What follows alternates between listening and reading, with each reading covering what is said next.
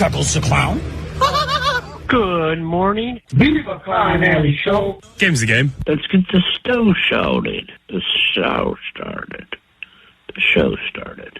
We are live in Los Angeles. 3, 2, 1. And here we go. Klein Alley Show. 106.7 KROQ FM in HD Pasadena, Los Angeles, Orange County. This is the world famous KROQ. Good morning and welcome to your KROQ. We are Klein Alley Show on a Thursday. The prequel is officially here. Emotions all over the place, and we will do our best to distract you, potentially give you stuff, tickets to some sold-out Linkin Park. And speaking of Linkin Park, today's the day. High Voltage Food Review returns to the KROQ studios with the brand new collab Linkin Park McConnell's Ice Cream Sundae that is called Two-Face. I'm not sure who's strapping on the collar of Voltage today, but we will be doing a live High Voltage Food Review. So if you're not watching us on YouTube, today's a great day to check us out there. As we are streaming live on YouTube right now. Find KROQ, and you can enjoy one of our pain, and it becomes all of your pleasures later this morning. Damn it. All right, well, now we know. Trying to explain what we were doing. It's not fair. You could have said not in This was the second day in a row I attempted to pick up this Linkin Park Sundae, and I have to say, I know people think that no one really does their job well anymore, which is why we're bringing back the KROQ Job Fair this morning to help you get a better job. If you're looking, or maybe you are looking to hire someone, we will introduce listeners to other listeners, and we've done this before. We've gotten quite a few listeners hired, some others fired, but still, today's a great day for you to find a job just by finding other people to listen to this show. I went into the McConnell's 2 days ago to try to get this sundae when I first saw that it came out. I didn't know it was a sundae, so I thought it was a flavor of ice cream. So I walk in, and I say, hey, can I get a couple scoops of that Linkin Park ice cream? And they said, we don't have a Linkin Park flavored ice cream. Yeah, and you must have looked like such an idiot. Yeah, because they only had like 20 flavors. This is no 31 stuff. There's only about 20 there. And so I do a quick scan of the ice creams, because I knew I read an article that said, limited time to get you ready for the LA shows. There's a Linkin Park ice cream at McConnell's. So I walk in. I say, hey, I'm here for the Linkin Park ice cream. The person looks at me weird. And then they go, you mean the See's Candy collaboration brittle? And I go, ooh, no. That sounds nice. They go, no, but I'll have a sample of that. Yeah. And then I'm like 4 samples in. I'm holding, I look like Edward Scissorhands. I got so many spoons in my hand. I look like a lame, family-friendly Edward Scissorhands. Yeah, those places have really cornered the tiny spoon market. They love the tiny spoons, and they don't care. Maybe they care. They don't seem to care, because everything I asked a question about, I'm like, is that it right there? They're like, no. And I was like, I'll sample that. Another tiny spoon. Give me another tiny spoon. So I had all these little tiny spoons, and then finally I said, you sure there's no Linkin Park ice cream flavor? And the person goes, no, there's not. And I just leave, and I come back and I tell you guys, I don't know what's going on. There's no Linkin Park ice cream. Yeah, and then Vanessa made a couple phone calls to verify that, in fact, there is Linkin Park ice cream, but it's an item. It's a sundae. Yeah, it's a sundae. It's not necessarily its own flavor of ice cream. But can I ask you a serious question? If I'm working in an ice cream shop, and that's a job I feel like a lot of people had as like maybe their first summer job, or it's like a temporary job. I was at an ice cream shop last night. They're usually guys early 20s, right, stuff like that are just first job territory. You would think they would say, we don't have a Linkin Park flavor of ice cream, but we do have a Linkin Park sundae. Maybe that's what you're looking for. And I would go, that's it. Right. Instead, just, no, we don't have that. And then I got to go back yesterday. Is same people there? Same person. And I said, hey, I'm back. It's apparently a sundae, not a flavor. And he goes, oh, yeah, we got that. Oh, really? So he did know about the sundae. I guess. So either there's no signage anywhere saying Linkin Park Sundae? There was a sign on the outside, which apparently I walked by the first day without noticing. I don't read the signs, Allie. I'm not a reader. This is dual user error. It's not dual user error. Yeah, it's Klein user error. The point is, we have it in the building. It actually looks damn good. It's miraculous that we got it in here. We figured it out. So we will give you Linkin Park tickets today. All you got to do is listen for some back-to-back Linkin Park songs, and when you hear that, call us up, and you will get to enjoy us painfully ingesting the Linkin Park Sundae. It's a collab. It's actually a bunch of our bits combined into one. We got the collab Folab mixed with the high voltage food review. Maybe today we do the thigh voltage food review. That was an idea pitched by a listener. Yeah, and suggestion box. So it's going to be a great morning. Thanks for starting with us on KROQ.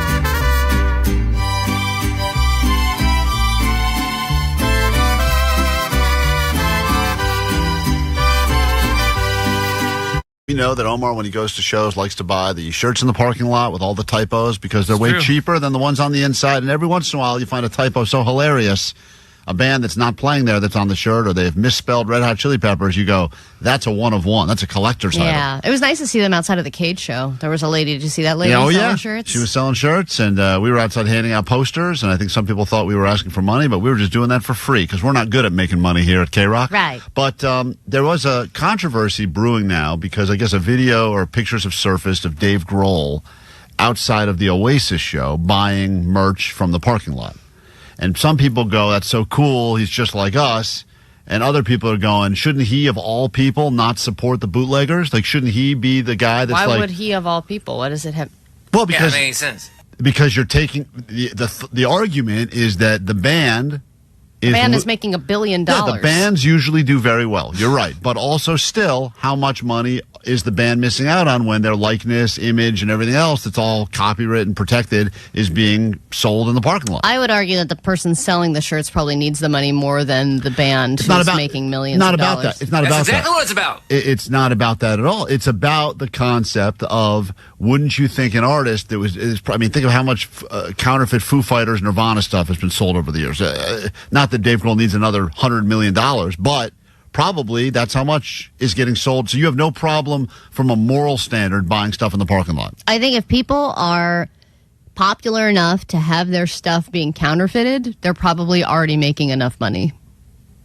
So you would have no issue at all, and you don't think... Why would I have an issue with that? Well, I just want to save a buck. Right, you're El Cheapo. My thing is that I don't think the shirt will last as long. That's the only problem. Is that after you wash it a couple times, it's like faded, and that can happen. Yeah, quality's not probably as great, but every once in a while, I'm sure. Every once in a while, you get a good one. Yeah, I have some parking lot shirts that have held up well over the years. I mean, very well. Right. So you're buying parking lot shirts too. But I don't. I'm about avoiding lines. So wherever the shortest line is, if it's a guy standing by my car holding a bunch of shirts, no line. Right. He's getting my money. So your loyalty is only to the whoever has the lowest line. That's right. Okay. Yeah, sometimes I buy merch of artists I don't even like just because there's no line. Yeah, so it's not even a conscious choice. Jake, I would argue, Jake and Johnny probably buy the most merch on the show. I think Jake buys a new piece of merch maybe every week. Every show he goes to, he buys a shirt. Most shows, yeah. Most shows. And by the way, not only does he buy a shirt, he comes in here the next day wearing the shirt. Yes. Almost always. Yeah, that's a thing. He's a new merch guy. Mm-hmm. Yeah, I think it's important to wear the shirt as soon as you get it. And I've seen Jake's closet at home, and it is, when I talk about the stacks of folded T-shirts, band T-shirts, it goes up alley high. It looks like the back of like a department store. It stacks. I don't even know how many shirts you'd guess you have, Jake, but I would say it's probably close to 1,000 T-shirts. It's a lot of T-shirts. Hey, we should give those away. They don't fit you anymore. Yeah. Can we give away some of your giant shirts? No! Come on. Probably, I wear those giant shirts. No, dude, you're you don't like need too skinny now. You're too skinny. You like swimming in I there. like the way they feel. I like loose shirts. You look like a lady in a nightgown or something. You Thank really you. do. It looks like moo-moos on you. Yeah. I like that look. Well, no one else The does. look. And Klein, when you say it's a stack of T-shirts, is this just out or is it in like a fake closet? Well, he's just too many to fit in his closet. He doesn't live when I saw it where he would live with his ex-girlfriend before she threw him out. He had them stacked in his top shelf of his closet all the way to the ceiling. But then he had additional T-shirts just hanging on the hangers in the closet. Wow. And then he had another area where he had all his dead octopuses and stuff with more T-shirts, like spillover T-shirts. There weren't T-shirts over there. And then you also had a full laundry basket that was overflowed with T-shirts. That was true. Oh, gosh. This mental picture has a smell. It was so How many is that T-shirts. possible? But I guess my question is, of all those thousands, how many of those were legitimately purchased versus parking lot purchased? The vast majority are real T-shirts, like real band merch from inside the show. I do have a few that were bought in a parking lot. Hold on. Someone can shed some light on this situation, this controversial situation. What's up, Daniel? Hey, how's it going, Klein? Good. What can we do for you? So they kind of had satellite sales, so a lot of the stuff that people were selling in the parking lots was official band merch. They had satellite things set up. So, we bought shirts, but it was official band merch. It was just people that grabbed from the merch stand inside and outside and then would sell it for them so they could sell that much more. You're talking about official merch sellers, not people that bought, waited in line, and then resold for $10 more in the parking lot with official merch. Right. They're doing the same thing with drinks. They're doing the same thing with all kinds of stuff out there. They've realized Yeah, one so- thing. People hate lines. So you're saying that in the viral picture that everyone's looking at, People you're want saying convenience. Dave Grohl was buying official merch from a parking lot satellite seller. Correct. All right. Well, that's interesting. Well- Problem solved. And then he's a sucker. He should have gone further to the parking lot. Yeah. Yeah. He would have gotten a way better $10 deal. Yeah, got paid way too much. Out where I park? Ooh, that's the best deal Yeah, right when- there. When Allie's It's like parking $7 near LAX to walk over to the Forum, you better believe she's getting herself Maybe good. pay you to take a shirt so we don't have to take it home. Yeah. Good merch. What's up, you guys? It's Mike Shinoda from Linkin Park. We are excited to see you. Every time you hear a block of Linkin Park on KROQ, caller 2800-520-1067 scores tickets to see them at the Intuit Dome this Saturday. Keep it on KROQ to win.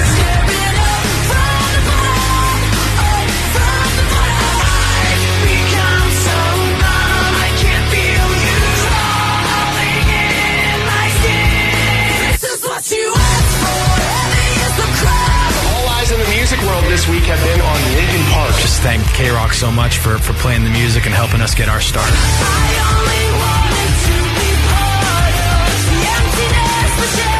Hear a block of Linkin Park when your way into their hometown show at the Intuit Dome this Saturday. Courtesy of Live Nation. The world famous KROQ.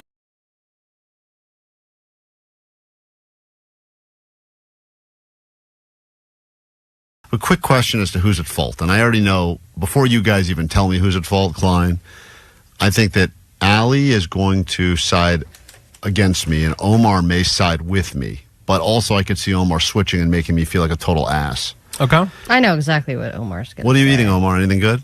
Oh, sorry, banana. Oh, cool. Yum.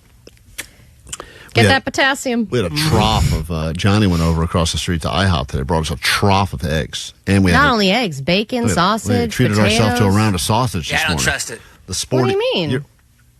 Jake, why do you mean you don't trust it? Oh, I mean, what's he up to? Why? What's Johnny up to? Yeah, why? Wow. Can you say it more whiny? I don't trust it. I don't know. He just said I'm bringing in breakfast, guys. So. He knows the guys at IHOP at this point Yeah, because he Johnny's there orders all the from time. IHOP all the time, and then he just randomly said that the guy that he knows wants to hook it up today. Oh, I thought Johnny got it. Johnny didn't pay for Johnny it. did take credit. Johnny it was did- funny. Jake was very sus about the food, but he ate like half of it. All right. Half there of you that go. trough? You had all that, Jake. Jesus Christ, man! You had half the trough of food. Yeah, that's only because I didn't trust it. I would eat the whole thing if I trusted it. Wait, when you're suspicious about something, you still eat half a trough of food? Yeah, That's only half, crazy. though. All right, I don't trust this other half. Oh, man. Yeah, Johnny did kind of come back as I wasn't sure who to thank. If it was He a- did kind of say, I got you guys it. breakfast. I got you guys. Yeah, he did say that. And then when we asked a couple follow-ups, he was like, no. Yeah. He was just Johnny, giving us food. if I accidentally thanked you earlier, I take it back. I I didn't meant realize. like I got it. Like I'm gonna go get it. Oh, got it. Okay. Well, then I take back my thank you. So here's the situation, and you tell me who's at fault. I was down earlier than my wife and kids in Orange County. So I said to my wife, can you drive and meet us there? And she goes, well, then we have two cars. We got to park two cars at the Orange County Fair, the whole thing. She goes, what if we just Uber there? I said, Eesh, nope, next. I said, That's where I'm out. I go, I know you think it's easier to do that, but it's also Way more expensive. probably way more expensive. Parking the car is $15, and the Uber is going to be over $100. I also don't like being in long Ubers. I feel like they take forever. And also, I would rather be driving. So I said, the option is how about you just drive and we meet there? And then she goes, or you could drive back and get us. I go, whoa, that's not happening. There's no driving back. I mean, once I'm in the 714, I'm not going back to the 818 and then go back to 714. It's not happening. No. So anyway, long and short of it is she convinced me, because I didn't want to feel like arguing, that we would get an Uber. And the way that I do use Uber a lot, but I have a guy that I met through Uber, nice guy, and he said to me, hey, and a lot of the drivers do this. They go, here's my number, and if you ever need a ride, don't go through the app. They take their cut. Just text me directly. Yeah, I've heard of a lot of people doing They all that. do it. Same with like TaskRabbit. Right, all that stuff. You know, And they then show I up and get they're it. like, hey, just call me if you want a I job. got no problem with that. Let's cut out the big man. Let's go ahead and focus on the little man. Well, it's really just to get the initial business, and then you can run your own little So side I've business. had this guy for about a year now, and he's a nice guy, not great English, but a super nice guy. And usually whenever we need a ride somewhere, sometimes airport, I just say to him, hey, what's going on? He'll look at what the current rate is. He'll either give me the exact rate or a little bit less of the rate, like a little bit of a discount on what Uber would charge, and it works out great. Sure. So I send this guy a text. I say, hey, how much for you to pick up my wife and kids at my house and bring them one way to Orange County? And he says, what's the address? I give him the address of the fair, where the fair is. He gives me back the price at $120. And I said, all right, I was hoping to keep it under 100, Damn, but that sucks, dude. Yeah, That's dude. a ton of dough. I know, but I also said to myself, How much is parking at the OC Fair? $15. Oh my God! And they couldn't have driven themselves. And gas and gas, but it's 60 miles. You're right. There's no way we were going to get close to 100. We basically So it's 120 versus max $20. 15. Yeah, it didn't work out for me at all. But then my wife said, "But it'll be nice because afterwards we can all drive back to." I don't know. That's not nice. She bamboozled You know what's me. great? Taking 2 cars and you can drive by yourself. Yes, I thought the same. Who drove thing. back, by the way? I did, of course. Yes, of course. So but long and short, I didn't want to argue. And she goes, The it's money good. you lose, not wanting to argue. I know. Ridiculous. Always argue. Oh, wait, Allie, it gets much worse. It gets so much worse.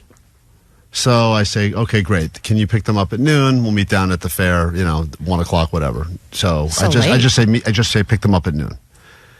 He goes, great.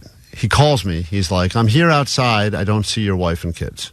And I said, it's funny. My wife said they're outside waiting for you. They're outside the house waiting for you. And he said, well, I'm here and I don't see them. And then I call her back. I said, are you outside? She goes, yeah. I go, honey. I go, no, I didn't call him honey. I said, he said he's there. And she goes, there's no one here. Oh, no. And then I go back to the guy. I said, are you sure you're in front of our house? And he goes, house? I'm at the OC Fair. Oh, no. So he drove to Orange County? He drove by himself all the way to Orange County, to the fair, thinking that I wanted them somehow picked up at the fair and brought back to the valley. So you were not clear. No, I was. Allie, I look back at my text messages, and I say... This guy drives for a living. Allie, for a living, he takes people from point A to point B. You're right. And I would imagine that 99% of the time that goes smoothly. But with you, communication, ironically, seems to be an issue. And I would imagine that your texts were not clear enough, and he was not sure, so he just went to the address you gave him. Okay. Let Allie read that thread. Let me read it. Hold on. You're lying. I'm not lying. You are. Yes, dude. you are. I'm not lying. Stop deleting stuff. I'm not deleting anything. Hands off the phone. Give it to me. I'm going to read this to you. Don't Hold read on. it to me. Read it. And then you can read. And then you can read it to see I'm on the level. I'm holding it up. So I don't give away the guy's number on the YouTube. I said to the guy. Why are you not giving me your phone? Very clearly, because I don't trust you either. I said, what the hell? I said, what would you read? Don't show that. Show me. You're screenshotting it. This is because I screenshotted the exact conversation. There's what weirdness. would you charge for a one-way ride from our house to Orange County? And then I put in the zip code in Orange County where it was. And then he said, hi, Mr. Kevin, which I love. It feels you make him call you that, don't you? I don't make him call me. I call you honey, you call me Mr. Kevin. That's how it works in this partnership. He goes, can I have the address, please? Thanks. I give him the address to the fair. Did you not confirm that he has your home address as well? He's been to my house at least 10 times, maybe more. So when he asked for the address, you were sure he knew that it was going from... And I then don't know why you're pulling the phone so far back and showing I asked me. in quotes, one way from our house to Orange County. I'm so sorry. So then he screenshots back to me, and then I say... I'm sure he's screenshotting you what you don't want to show us, which is what actually happened, and you are at fault. He said, close... This is what I wrote. It should be cheaper, 88 Fair Drive, Costa Mesa, California. And I said, is this possible? He says, yes. What time? I said, pick up noon. What price? We go back and forth. Then, Allie, it all goes down to this. I say to the guy, I'm so sorry. I guess I'll pay you. Okay, then what are you asking? And he wrote back prayer hands. Okay? Prayer hands. Mm-hmm. So my question is, I haven't paid him yet. Well, you just said we were going to. So. I said You can't go back. You just said you were going to pay him anyway. Sorry for the confusion. I guess I'll pay you. And he only said prayer hands? And he said prayer hands. He didn't say Mr. Kevin? He didn't say... Then he doesn't get his money. Mr. Kevin's going to stiff you. So now Who is prayer hands? I'm serious. For a serious question. Do I have to pay the guy? I think you said you would. You said if you said you were going to pay him, then yeah, you need to. But who's at fault? Well, I still think you're at fault because there's some weird, shady stuff going on with your phone that you don't want to show me. There's nothing but shady going on. You Yeah, can look, Vanessa, you can look through, write this down. Next time we have Light Day Friday guy in, we got to put this on the... Put it on the lie detector test. I just want to know if I've said I feel bad, I'm sorry. But now I'm down. That fair. Now this is a classic thing you should never do in an accident. Do not admit fault, and do not make promises that. Show. Let's give you $100 right now of Allie's money. A lot of people on the phone want a piece of you. People from Newport Beach, Whittier, Reseda, Tarzana. But we start in downtown LA. Say hi to Adrian this morning. Good morning, Adrian. Welcome to KROQ. How goes it? Good morning. Good morning. Like your energy, hopefully we give you $100 of Allie's money. If you've been paying attention to anything going on in the world, she will leave the KROQ studios. All right, see ya. And this is her favorite time of the show because she gets to make small talk with the people in the halls. We will give you 5 questions. They're forced to listen to all of her stories of musical theater college. Hey! Let's go. Here we go. Your round of Allie Knows the News starts right now. Nope, that's the song. Hold on. Damn you, Jimmy World. Let me give it. Here's your news. It starts right. Allie Knows the News. All right, Dave Navarro is suing Perry Farrell. This is a Jane's Addiction drama that's been happening for a while now because of the onstage assault. But what is the amount of money that he is suing his bandmate Perry Farrell? How much money is the lawsuit for? $20 million. $20 million. We go to question number 2. According to new research, eating this type of food regularly may actually lower your heart attack risk. Type of food? This type of food, regularly. Oh man. Vegan? Vegan. Go to question number 3, and speaking of food, celebrity chef Guy Fieri has debuted a new hybrid food at Circle K locations. Nothing but the finest in culinary establishments for Guy Fieri. What is this creation he's created at Circle K locations? Got a burger? A burger? All right, we go to question number 4. Elon Musk is no longer the world's richest man. Who is now the world's richest man? Oh my God, I just seen this. Oh man, I don't know his name. I just saw it though. He's the owner of Oracle, but I forgot his name. I'll accept that as an answer. I like what you're doing. And finally, question 5. We are in the middle of NFL season. It's very exciting. Game happening tonight. Name one of the 2 teams playing Thursday Night Football. Oh man. The Chiefs. All right. That would be interesting. They do a Friday night game followed by a Thursday night game. But the NFL, they got a bunch of tricks up their sleeve this season. Allie's re-entering the studio. Don't say anything else. You're battling Adrian right now. Adrian answered the questions. Allie, it's your turn now to shine. Here we go. Shine, I shine. Question 1. Question 1. Dave Navarro has sued Perry Farrell. It's a Jane's Addiction battle that's been going on now ever since that onstage assault. But what is the amount of money? Ooh, the amount of money? Suing Perry Farrell for? I think it's $1 million. $1 million. Doesn't really move the needle these days. Rock stars. He guessed $20 million. Had you guys split the difference, the number is exactly $10 million. I saw the 1, but I didn't count the zeros. I'm going to say no one gets the point there. We move on to question number 2. According to new research out today, eating this type of food regularly might actually lower your heart attack risk. This type of food. Cheese. Cheese. Terrible guess. Wouldn't that be great? I wish. God, it's never cheese. I wish cheese was the answer for everything. Cheese and cured meats are the best 2 things on the planet. So good. Oh, that's all I ate yesterday. I agree. It's amazing. They put one of those platters out there the other day. It had cheese and meat on it, and then they had a bunch of other crap, garnished fruit. At the end of the day, nothing, no fruit. Every piece of fruit was left untouched. Vegetable untouched. The meat and the cheese all gone. Yeah, of every course. Drop. He guessed vegan stuff, but the correct answer is eating spicier foods now. Oh. Spicy food, you got to flame everything, is going to lower your risk for a heart attack. Which is weird because I always thought you get a story once a year from some guy that tries to eat some sort of viral hot burger and then he gets a heart attack. attack. Doesn't their body freak out and reject it? Anyway, I'm spicy. That's right. That's right. And you I'm are. lowering my heart attack rate. Question number 3. Speaking of food, celebrity chef Guy Fieri has debuted this new hybrid food at all Circle K locations. It's a new hybrid food created by Guy Fieri. Is it, a hybrid food? Okay, at a gas station? That's right. It's got to be some kind of a dog, a donkey sauce dog. A donkey sauce dog. Yeah. Good guess. Loves that donkey sauce. He said a hamburger. He was closer. He has created some sort of a hamburger burrito hybrid. That boy. That's right. Hamburger burritos available at your Circle K. And now the things that will increase your risk of a heart attack. Exactly. There's a lot of peppers afterwards to counterbalance that. Question number... He gets a half a point because he said burger, so he's up now by a half a point. Yeah, that's true. We don't do half points. We do now, starting now. Question 4.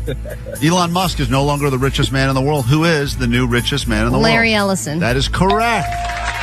He knew where he worked at Oracle, but he did not know the name, so Allie will get a quarter of a point. Oh, a quarter? No, he gets half a point. Yeah, he gets another half for his. Allie What gets do you one. mean? He doesn't get a half a point. So it's he didn't tied know up that one- your question was, what is his name? Was it not? Yes, it was.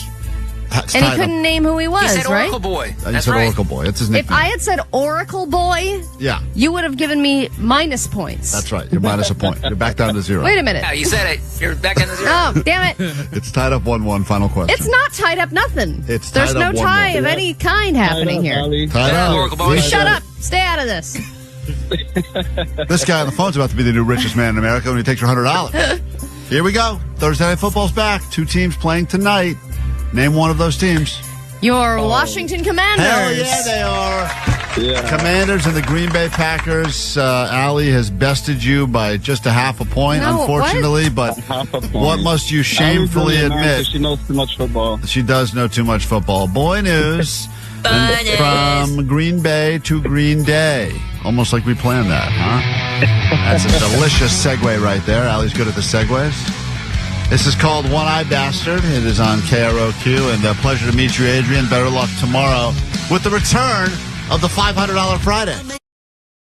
You don't intend to keep. You say, screenshot to him and say, I said from our house to Orange County. I never confirmed that the pickup was from Orange County. I'm calling the guy. If that's his mistake, you shouldn't have to pay him, or at least pay him half. If you don't pay him the entire amount for the wrong thing, if you explicitly told him differently. I'm calling the guy right now. Make sure you call him honey. I haven't. I'm sorry, the person you were trying to reach has a blocking me. voicemail No, he's gone box that bankrupt. has not been set up yet. He's not going bankrupt. He's not going bankrupt. Hold on. He's not going bankrupt. Hold on. How dare you, Al? Hold on. This guy doesn't really exist. He may be dodging me now because, and he's a nice guy. Like, I like this guy a lot. Honest guy. Nice guy. Enough to cold call him on the radio right now? Always on time. Always been pleasant. Always has a smile. I just want to. Hello? Hi, it's Mr. Kevin. Who is this? Mr. Honey, it's Mr. Kevin. Remember the drive over the weekend to Orange County? We had a mistake. Oh yes, Mr. Kevin. How are you? Say thank you for saying that. All right, I'm so sorry for the confusion. No problem, Mr. Kevin. You're welcome. Klein feels so bad he's going to pay you double. Shut up, Allie. Shut up. Thank you. Oh, wait. Mr. You. Who do you Alibaba. think, who made a mistake here, do you think? Did Mr. Kevin make a mistake in what the ride was? I think Mr. Kevin did mistake. Yeah. But okay. Mr. Kevin did mistake. Here's what did he tell you? He sent message for me pick up at that address. Oh no, no. Message. No. I said okay. I sent a picture for him. A picture? Yeah, he said he presented a picture of the screenshot. The same thing I sent to him. But I thought I said to you, but one way from my house to Orange County. No, I did. When the last time we talked, you send me message. You send me message. Please pick up at noon, and you send the address. Right. Yep.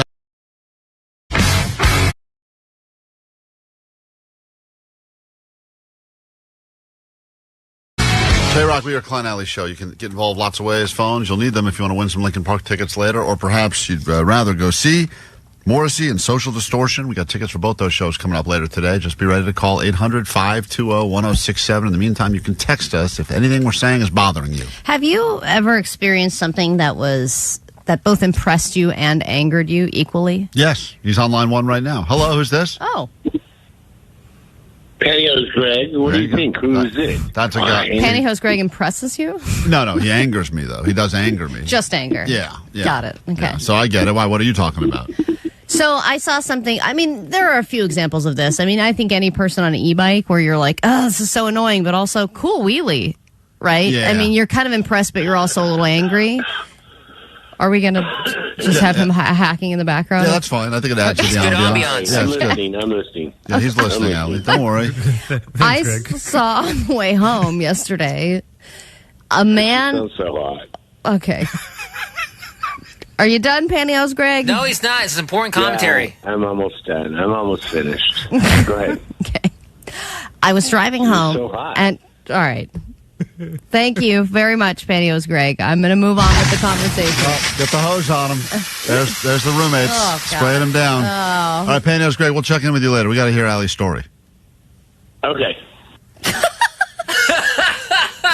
So everybody on the way home, I'm looking at anybody's car, they're all on their phones, right? Everyone's on their phones, especially when you're in a traffic situation on the 101, whatever. Everybody I look at is on their phones in different ways. People use different techniques, but everyone is texting and driving or distracted driving. I see a guy flying by on a motorcycle, one of those like nice speedy motorcycles, and he is texting. Like a Ducati? Yeah, like one of those, like fast. And he is texting and driving on his motorcycle.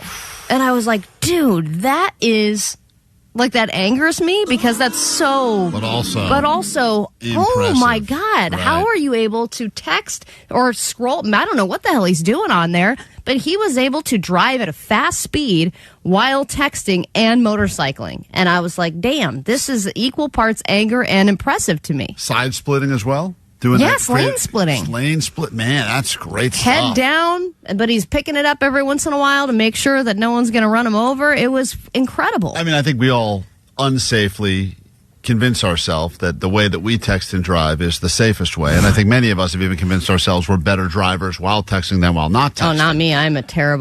I'm not good at it. And there have been quite a few close calls for me recently where I go, whoa, dude, that one was like... You're making those videos, too. Thanks, Jake. I was in a full conversation, like research. Conversation on text, went to me looking up something on Amazon, followed by put it in the cart, and then all of a sudden I look up and I am in a different neighborhood. I'm like, how did all this happen? And it's terrible, and I agree. It's an unsafe way to go. Oh, yeah. We're all addicted to our phones. And when we're not being stimulated, especially driving home, it's your normal, boring commute. It's not fun, right? You want something that's going to stimulate and distract you because, I don't know about you, but as soon as I get into my car, 10 minutes into that drive, I am exhausted and I want to fall asleep. And the only thing that's going to keep me awake is changing the music, changing what I'm listening to, putting something on my phone. Like, I am trying to wake myself up and stimulate myself. Like, what's your option, really? It's like text while drive or listen to stuff like this. And now it's time for a moment with Kevin. KROQ's pool party at Morongo that'll be happening on Thursday with Almost Monday, all right? All right, thank you. See you in the Dupe end, right? Deep end. Jesus Christ.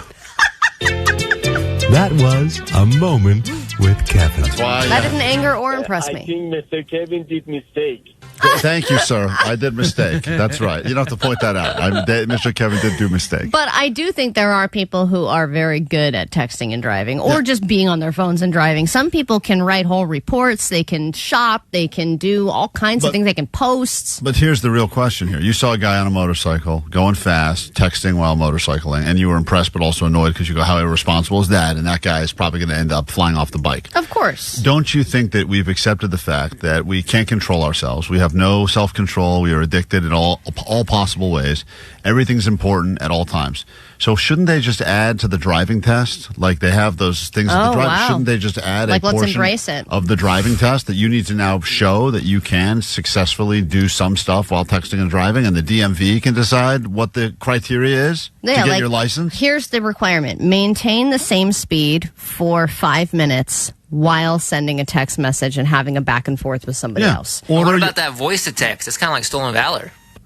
Yeah, voice to text is cool, but it's a lot of yelling at the car. I mean, it's a lot of... Well, and if one thing goes wrong with the voice to text, it ruins the whole thing. Sure. If I'm saying something and it misses a word, then I've got to do the thing where I try and drag with my finger to fix it, and then it just ruins it. I would have rather just texted the whole thing. But you know, like when you get your license, you've got to show, I can do a 3-point turn, and I can parallel park, and there's all that crap.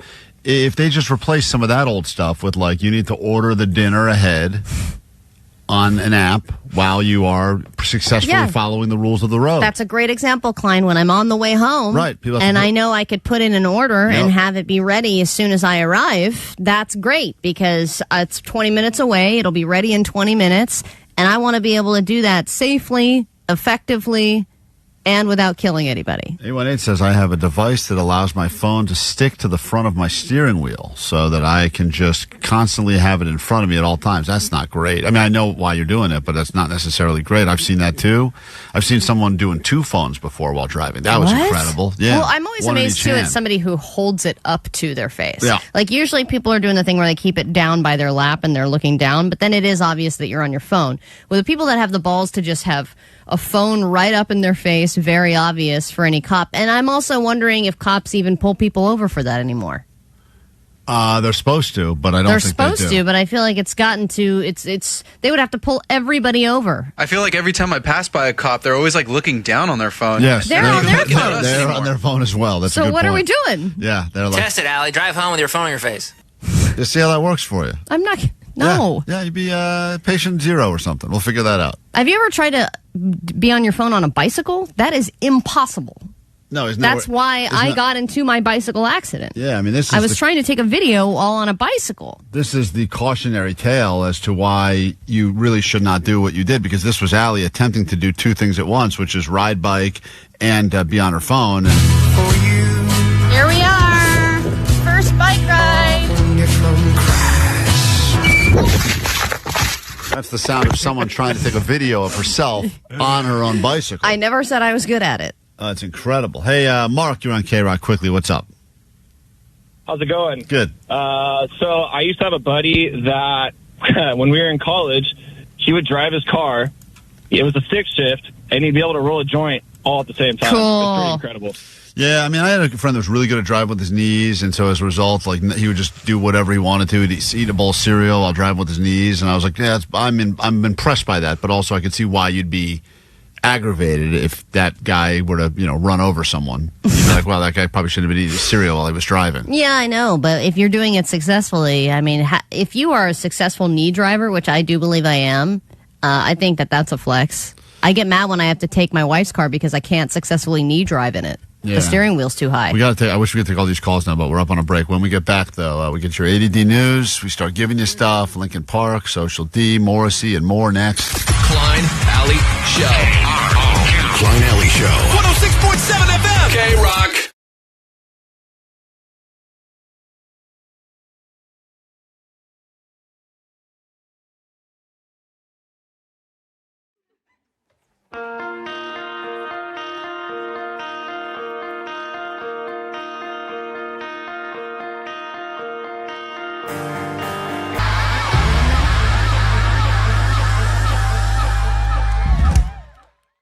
Klein Alley Show. Klein Alley Show. KROQ, the world famous KROQ.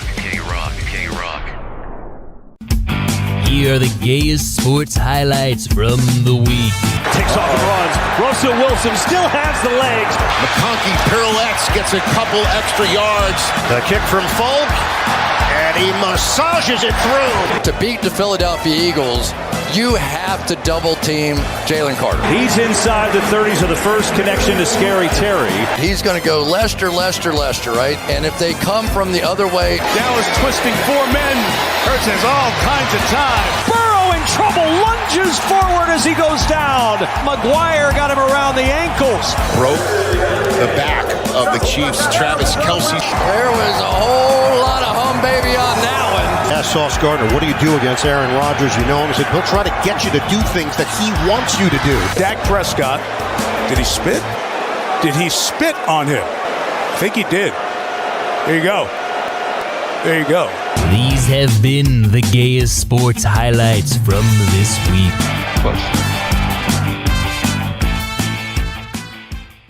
Klein, Alley Show. Mornings on KROQ 106.7 KROQ. All right, Johnny, what don't invertebrates have? This guy says you will not know. You're playing with a child.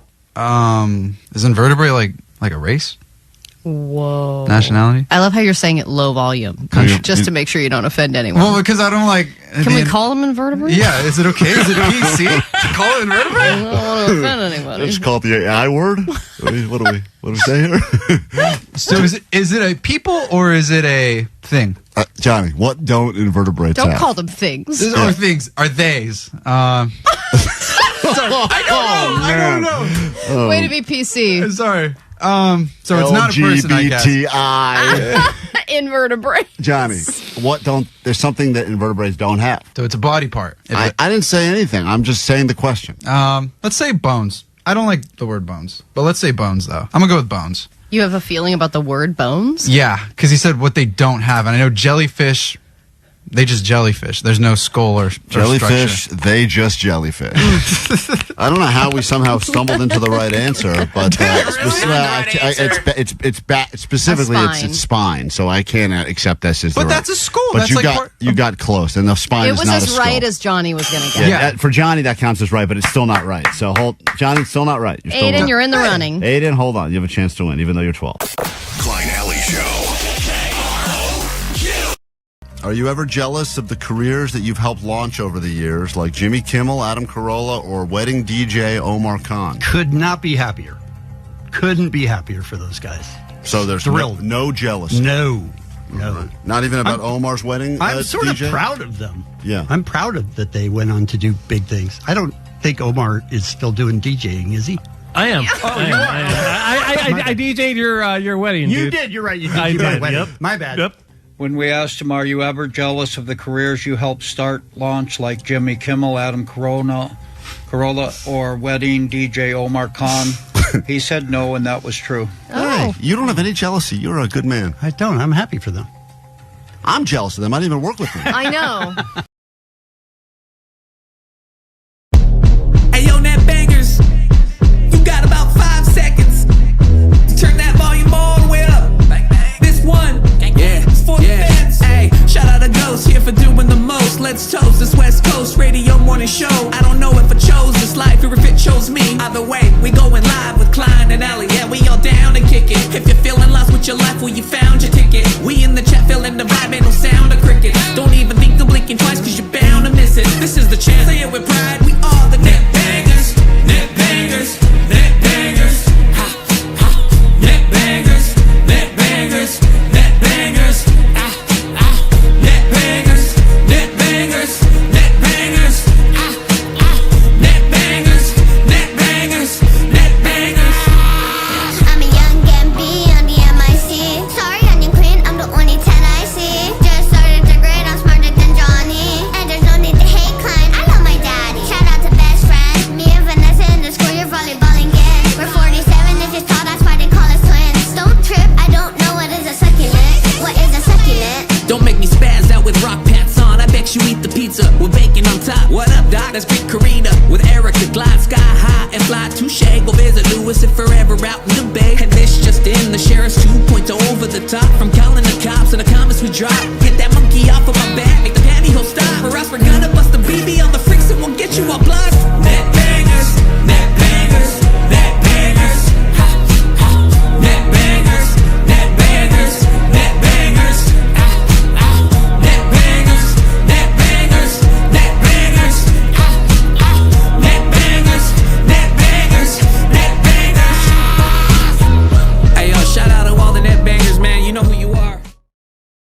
Sources yesterday, obviously a very big news day, today being 9/11, but Vanessa fully set off the alarm at the Ralphs yesterday. Yeah. Not that big of a deal. I'm so it's a big deal. upset that I was not there to witness it, but Heard it Justin, was. who runs What the live happened? stream, was there. I heard it was hilarious. Put it that way. Heard it I was guess hilarious. Vanessa had 10 minutes to get coffee, and she was very stressed about getting back in time. And so what she did was she went to the place, ordered coffee, but then got too stressed about the coffee being ready, told Justin to come over there and wait for the coffee, and then announced to everyone, I must leave!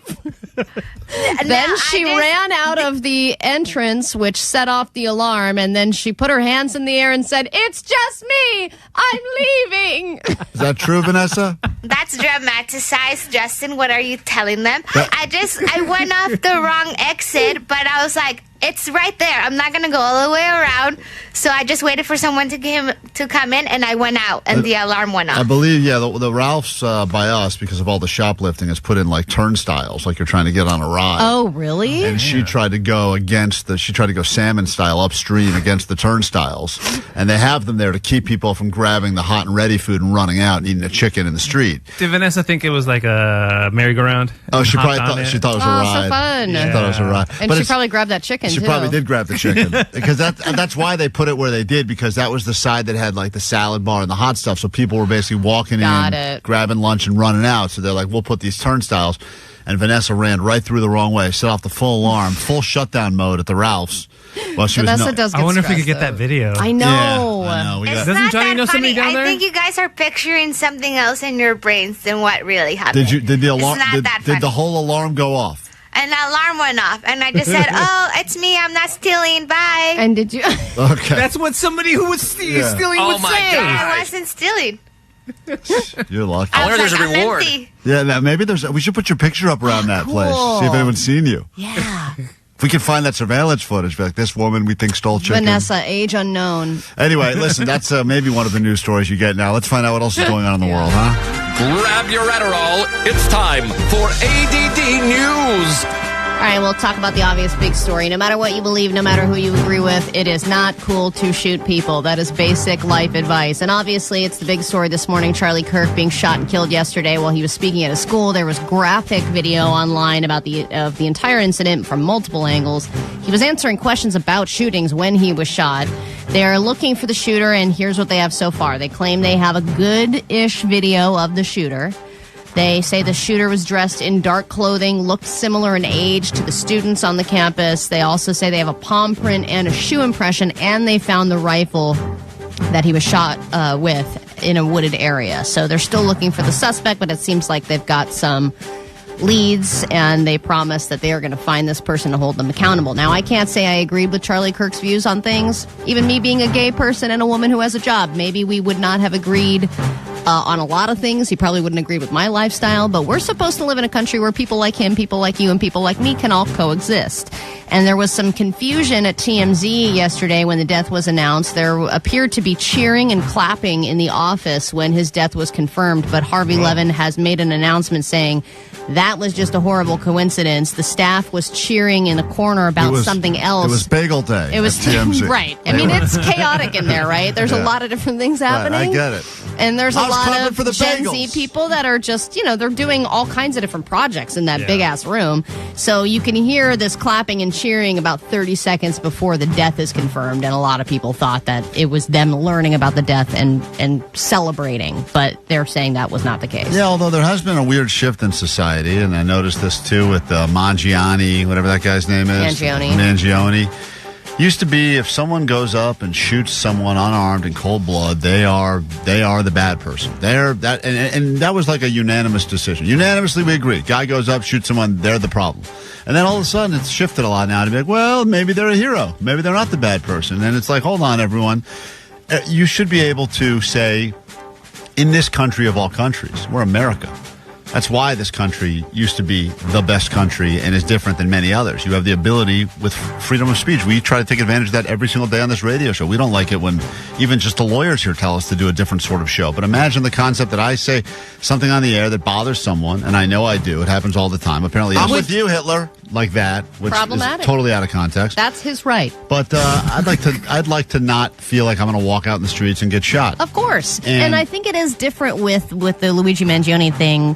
Obviously, there was a lot of sympathy there, which was very weird. And there continues to be sympathy for him because everyone has been in the situation where they're feeling robbed by an insurance company. And this man that was killed was an executive who people think was, a crook in himself. Right. This guy was an activist and a very devout religious man, and his beliefs, but it was just his beliefs. It wasn't necessarily that he that was just what he stood for. But I think there's a difference between the two, I'll be honest, obviously. I did not know much about this guy up until yesterday, but he was a super powerful voice in what many people believe was going to be a future president, front-runner president. And he was MAGA all the way. In the Him country. and J.D. Vance, super close. And, as Ali said, politically, this guy was not a fan of abortion. Thinks that no woman should have the right to an abortion. That is something that I could not disagree with more. Right. I feel like women get to control their own bodies and their own choices. Now, that is a decision, that is an argument that's been going on as long as people have been having sex, and right? people will continue to make that argument But forever. I still understand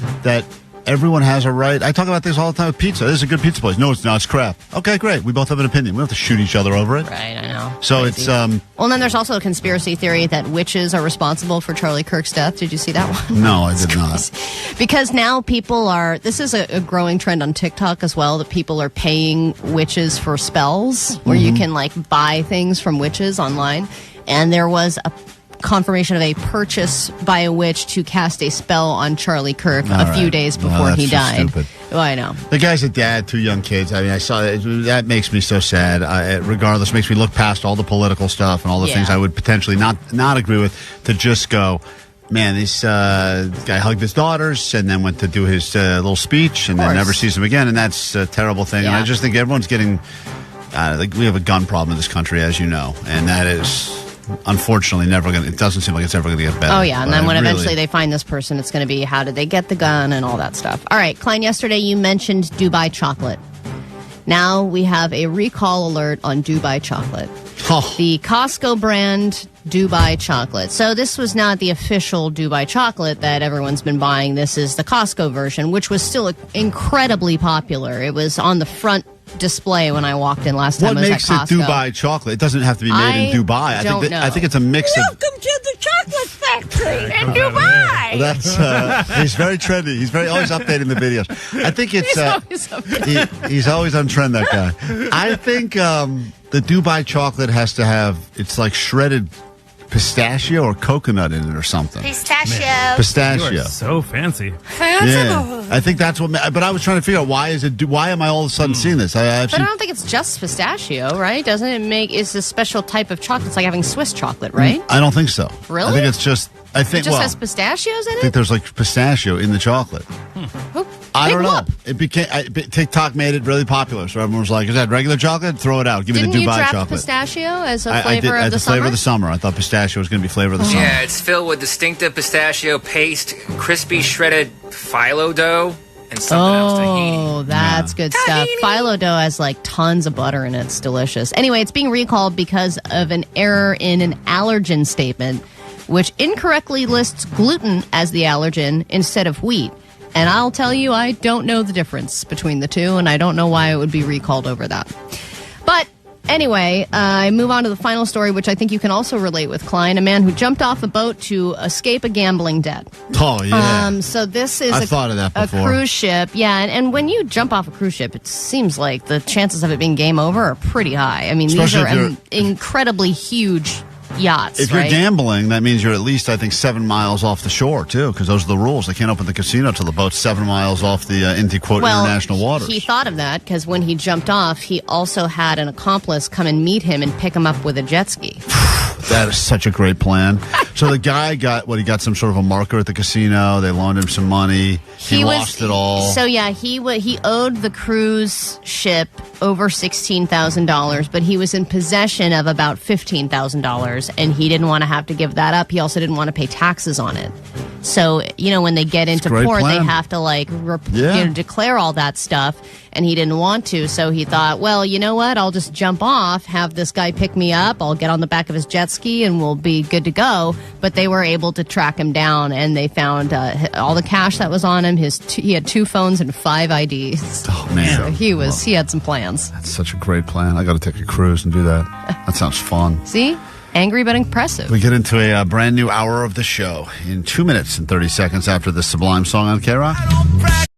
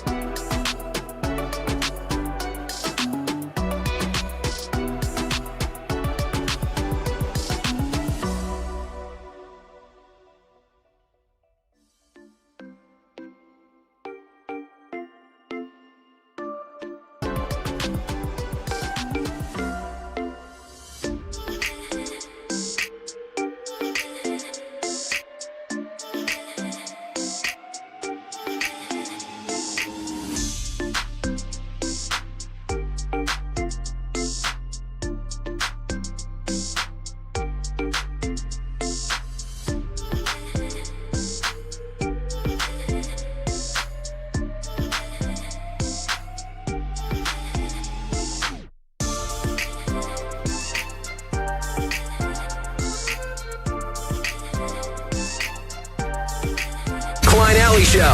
106.7 KROQ FM in HD Pasadena, Los Angeles, Orange County.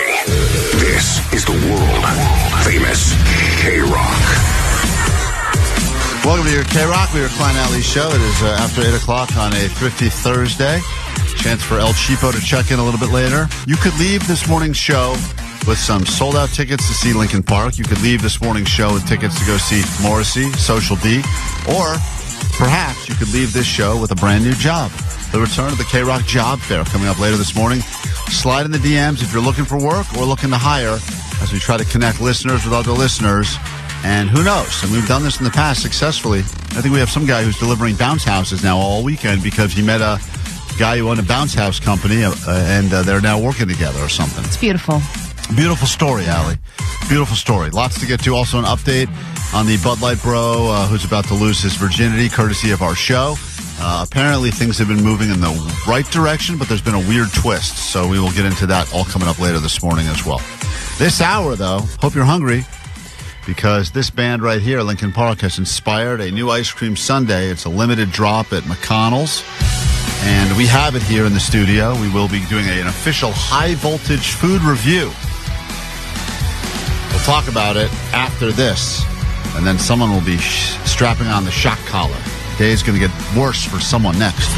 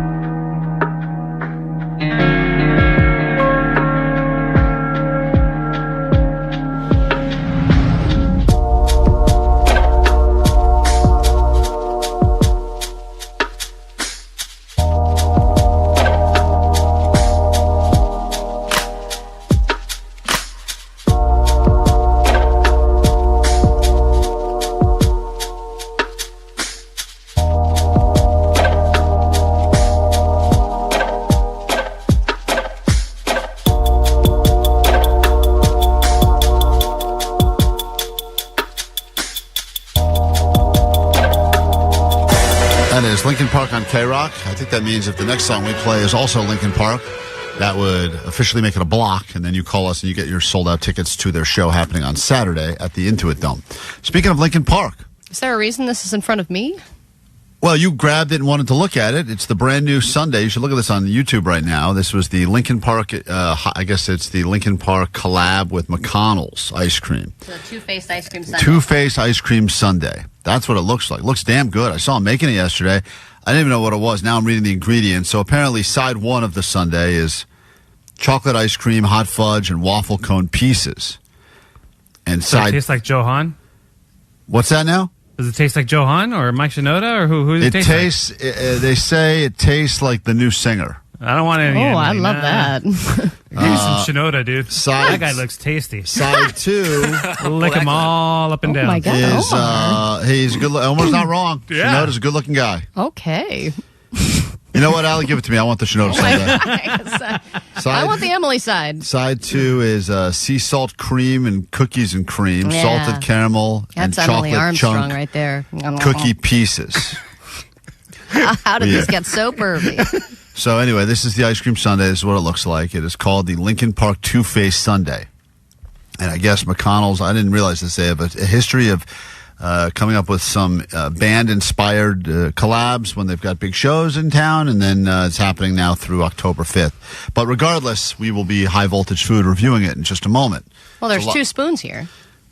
Yeah, there's 2 spoons, because I guess that's the idea. It's the two-face sundae. They're supposed to be like it's almost like the ham dogger. They're giving you 2 different style sundaes in one, although I think that Johnny held it sideways when he brought it in here, so I believe all the sundaes have fallen on top of each other. Ah, got it. I mean, it is frozen solid right now. Solid. Yeah, whoever. I could turn it upside down. Right. I think the person that gets the high voltage is going to be a lot less painful than them losing their tooth while trying to eat this thing. Yeah, this seems like a bit of a health risk, but it does look delicious. So here's how it works around here. It's going to be fun for you to watch, way fun to listen to. We've got the shock collar over here fully charged and ready to go. This is designed originally to torture and train dogs, and we decided that's inhumane. Don't do that to animals. Let's use it on each other. So here we go. Is that what the description is on the box? This is designed to torture and train dogs? I believe so. Dog training collar. Yeah, it seems not fair. So we said let's use it on each other, and one of us will wear this. The other, they'll try the food, and then they'll give a real 1-minute review. And if they happen to say certain buzzwords during the review, accidentally they say these words, they will be shocked with an increasing amount of electricity. Right. Starting at 10, going all the way up to potentially 100 volts. So who's going to do it? What, did they not... You're holding it. No. Damn it. And Omar, you want to eat Mike Shinoda? Yeah, but here's No, I'll never do this bit again, because the first time we did this bit and I strapped that on, Allie had control of the remote and she had it full blast. Yeah, I did. I never do it again. That's why he stutters. Yeah, Omar. I think it started his stutter. Omar actually was stutter-free until the first High Voltage Food review. He had a smooth lower voice, New too. listeners And to the she show. thought I was playing it up because we were in separate rooms, and I was not. I was literally on the effing floor. Yeah. Yeah, that was a bad day for you. That was a bad day. Yeah, but it was hilarious. So anyway, until the lawyers shut it down, we are going to do the High Voltage Food review. So here's what I need from you right now on the text line. Allie, stop looking. Oh. I need 5 buzzwords. Once again, we are going to be trying the Linkin Park Two-Face Sundae from McConnell's. It is, I will describe it again because this could help you come up with your words. Chocolate ice cream, hot fudge, waffle cone pieces on one side. The other side, sea salt ice cream, cookies and cream, salted caramel, chocolate chunk cookie pieces. My good. So, give us your words now. We'll come back after this quick break, Allie. We'll strap you in, make sure it all works. And are we doing neck or... You can put it, if you want to do the thigh voltage food review, you can put the prongs into your thigh. Are you wearing shorts? No. You have to take your pants off. I never wear then. shorts. You have to take your pants off. What? I'm not going to do a pantsless high voltage food review. I can great take them idea. off and then put the collar on and then put my pants back on. Will you do that all on the YouTube? No. Okay, well. No, I'm going to do it in the bathroom. Only one way to find out if you're watching us on YouTube. Here it is. There's the shock collar. All right. Allie, so brave. I'm going to try and get it up here. All right, Allie's going to place the high voltage shock collar into her pants. Wow, this is a new level. All right, give us your words. We'll take a quick break. When we get back, it is the official high and or thigh voltage food review of the Linkin Park Sundae. And then potentially, if the next song we play is Linkin Park, you'll get some tickets to their show on Saturday. Here we go. What's up, you guys? It's Mike Shinoda from Linkin Park. We are excited to see you. Let you cut me open. Every time you hear a block of Linkin Park on KROQ, caller 2800-520-1067 scores tickets to see them at the Intuit Dome this Saturday. Keep it on KROQ to win.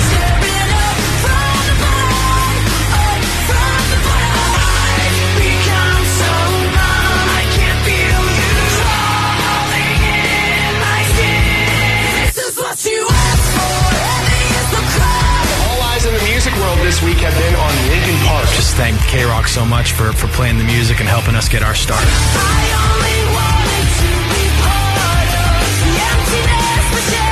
Hear a block of Linkin Park. Win your way into their hometown show at the Intuit Dome this Saturday. Courtesy of Live Nation. The famous KROQ.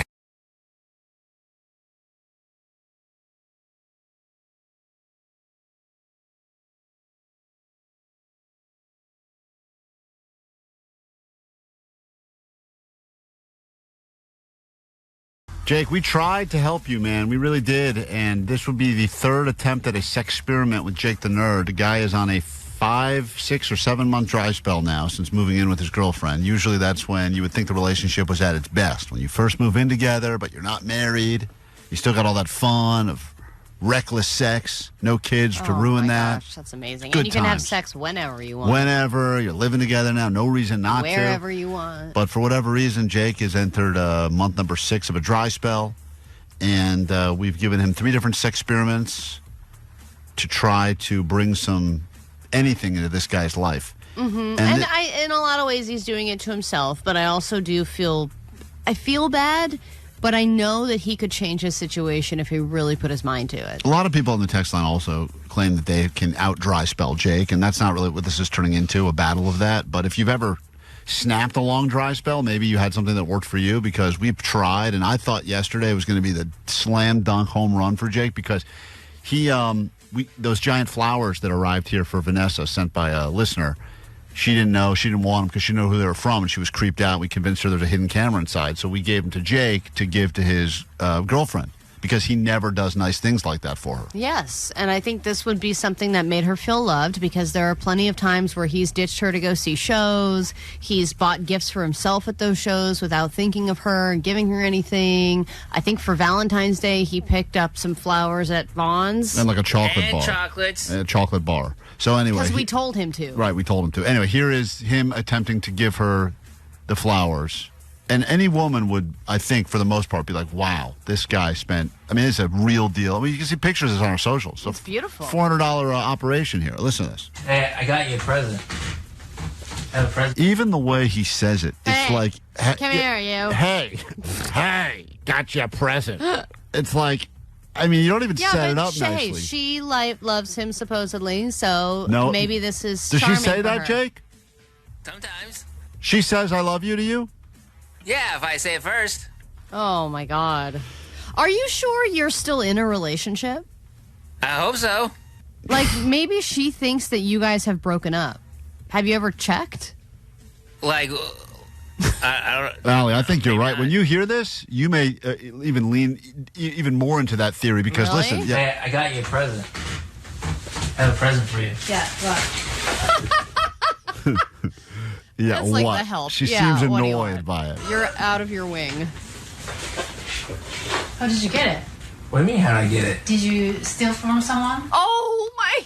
Did you steal it from someone? It's her first question. Did you find this on the side of the road? Is her first thought. Dude, the presentation is everything, Jake. You show up. She was gone when I got home. I was going to do it right when I got home and surprise her. I was going to have this whole thing, but she was gone. So she came back later during nap time. I was asleep. So this is after I woke up, and she was in the house, and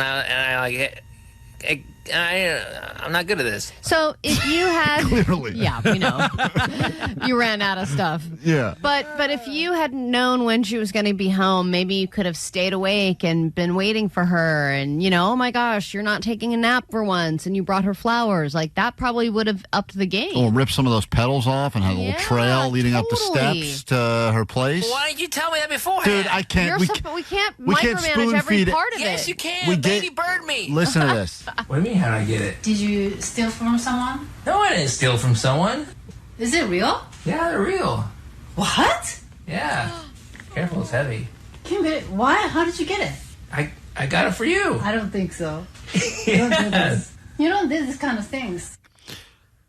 She's so... She can see right through it. I love it. She knows this is so not something you would do, but you can tell though that she loves them. That first that genuine reaction like, of they're really for me, they're real and they're for me. It's like she's craving this, and you give it to her, but then it's ruined.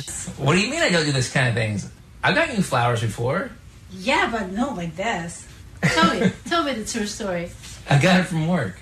Oh, why would you crumble little bitch. so quickly, Jake? Honesty is important in a relationship. No, false. It'll ruin you. You've gone with honesty, and it's gotten you nowhere, dude. I'm going to try it again. You're going to try and give her the flowers again. Yeah, I'll take them back. Someone else send some more flowers here. I'll try again. Listen, dude. All you had to say was, I wanted to do something special because I haven't done anything special in a while, and I love you. You don't say the thing about the sex. That will be the hopefully what comes of all of this. But then when she breaks you down within 1 second, you go, I got him from work. I got it from work. Yeah, I know, of course. Of course. See, right away. They were sent to the station. Oh, my God. For me to give to you. Of course not. They were sent to our producer Oh. by some listener. Be better. And now, and even worse. Dude, it's like you were so brutally honest here. You could have. You really listen to Vanessa. You didn't have to say they were sent to another woman. I mean, you really ruined all of this, dude. By some listener that like freaked her out. We did a bit about today, and they're like, "Why don't you give these to your girlfriend? She'll like them," and see what she says. So Jake told them that I didn't believe it. I'll tell them that you didn't believe it. Do you like them? I like it. What, you will have to return this one? No. You can have them. Yeah. Listen. Yeah. Listen. I guess I can. Listen to how it ends. 5 seconds ago, she's going, wow. And now, like, just by Jake talking, we get to this. Yeah. What happened was she thought for a split moment. Yes. My boyfriend did something nice for me, and then it ended up not only are they not my flowers, and not only did he not pay for them, they were given to somebody else by a creepy person. Right. It's like now they're weird, creepy stank flowers. Right, she likes them. No, she doesn't. I always wanted to put these flowers on a door. Now she wants them outside, she just said. She wants to put them outdoors. Like a rose bush? No, right here. On the table. Oh, you want to put them on the table? Yeah, it looks nice over there. Yeah. But you might want to sweep. But you might want to sweep. Are you her assistant, Jake? Yeah, I have chores now. Sweep the table? No, everywhere. Or sweep everywhere? All right. No, that's today. Why you get it instead of other people got it? Well, I don't know. I guess they wanted to see if maybe you thought if I gave it to you, you would think I was sexy. What? Oh, okay. All right. Well, that didn't end well. I think she was literally about to throw up. What? I mean, she's just like nauseated by the question, Jake. Just disgusting. If I gave it to you, you would think I was sexy. What? How do you feel about this, Jake? I don't feel good. Yeah, that's it. Checks out. So she literally orders you around to clean things? No, I only have to clean like every other week. All right, Jake, I don't know what to tell you, man. It's like she's your mom. It's wild. Yeah, you think I'm sexy now? It doesn't change my opinion about you. Okay, great. Well, that's sad. I think you should legitimately ask her if she thinks you are in a relationship, because I think she thinks that you have already broken up and that you're roommates. No, she asked for a back rub. Jake, read the text line. Just read the last 50 texts. I think that'll give you some perspective. I don't want to do that. I think you should. That sounds like a bad idea. Take a quick break. We're back with more show.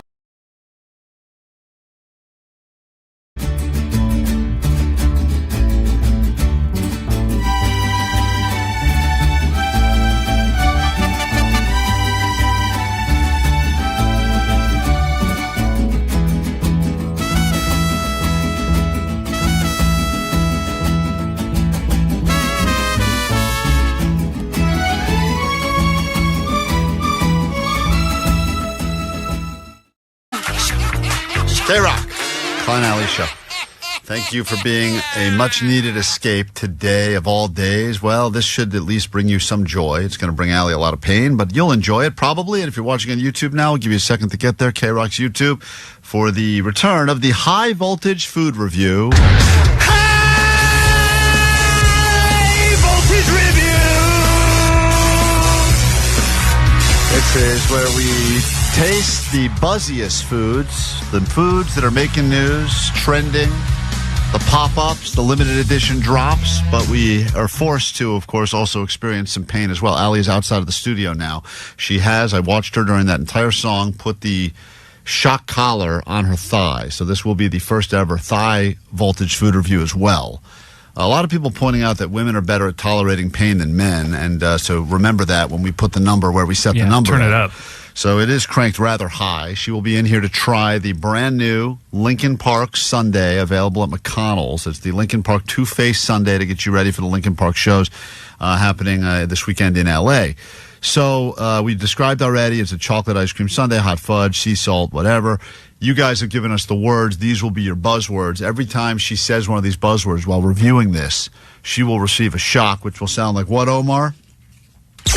That will be the sound of the shock. I, of course, will be administering the real shock with the device. So make sure Allie cannot hear. Word number 1 that we'll be going with is cold. A lot of people suggested cold. Word number 2 is crunchy. If she says crunchy at all, she will receive the volt of electricity. Creamy is on there. Stop, which she will probably say at some point. Some people suggested Emily. She's going to keep saying Emily, the lead singer Emily, because that's going to calm her down. But I think the fifth and final word we're going to go with is we went cold, crunchy, creamy, stop, and the last one is chocolate. Chocolate. Those are your words. Just add some more words, though, too. And Emily and anything else she says. All right, let's officially bring her in. Entering the studio now to try the brand new Linkin Park Sundae. I'm sure McConnell's will be thrilled that this is how we're using their concoction. And Linkin Park, congratulations. And looking forward to your show on Saturday. We'll be giving away those tickets all day long. This is so tight on my thigh. Oh, it is? Yeah, I just didn't want it to fall, so I think I cinched it a little. I think I'm losing some blood flow. Can I give you a practice shock to make sure it's working? No. Is that through the pants? No, she put it under the pants.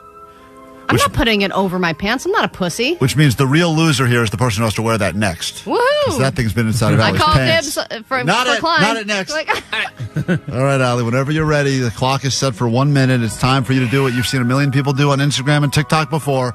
Review this food. It's the brand new Linkin Park Two-Face Sundae, and whenever you're ready. All right. Oh, it's still so cold already.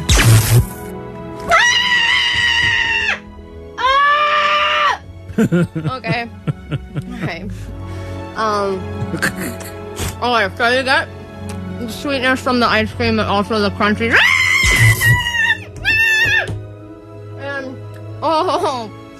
And there's chocolate on the other side, which definitely different on either side. I don't know which one's Mike and which one's Emily, but it's it's well balanced, you know. There's a lot of different things going on. So you got the sweet, you got the. Someone said on the text line, "I'm just tuning in. Can she start at the beginning?" No. It's like it's getting a little soupy already, but it's a nice sundae. There's obviously you've got a lot of different flavors with the cookie and the crunch of the. 40 more seconds. No, they're not 40. And then there's.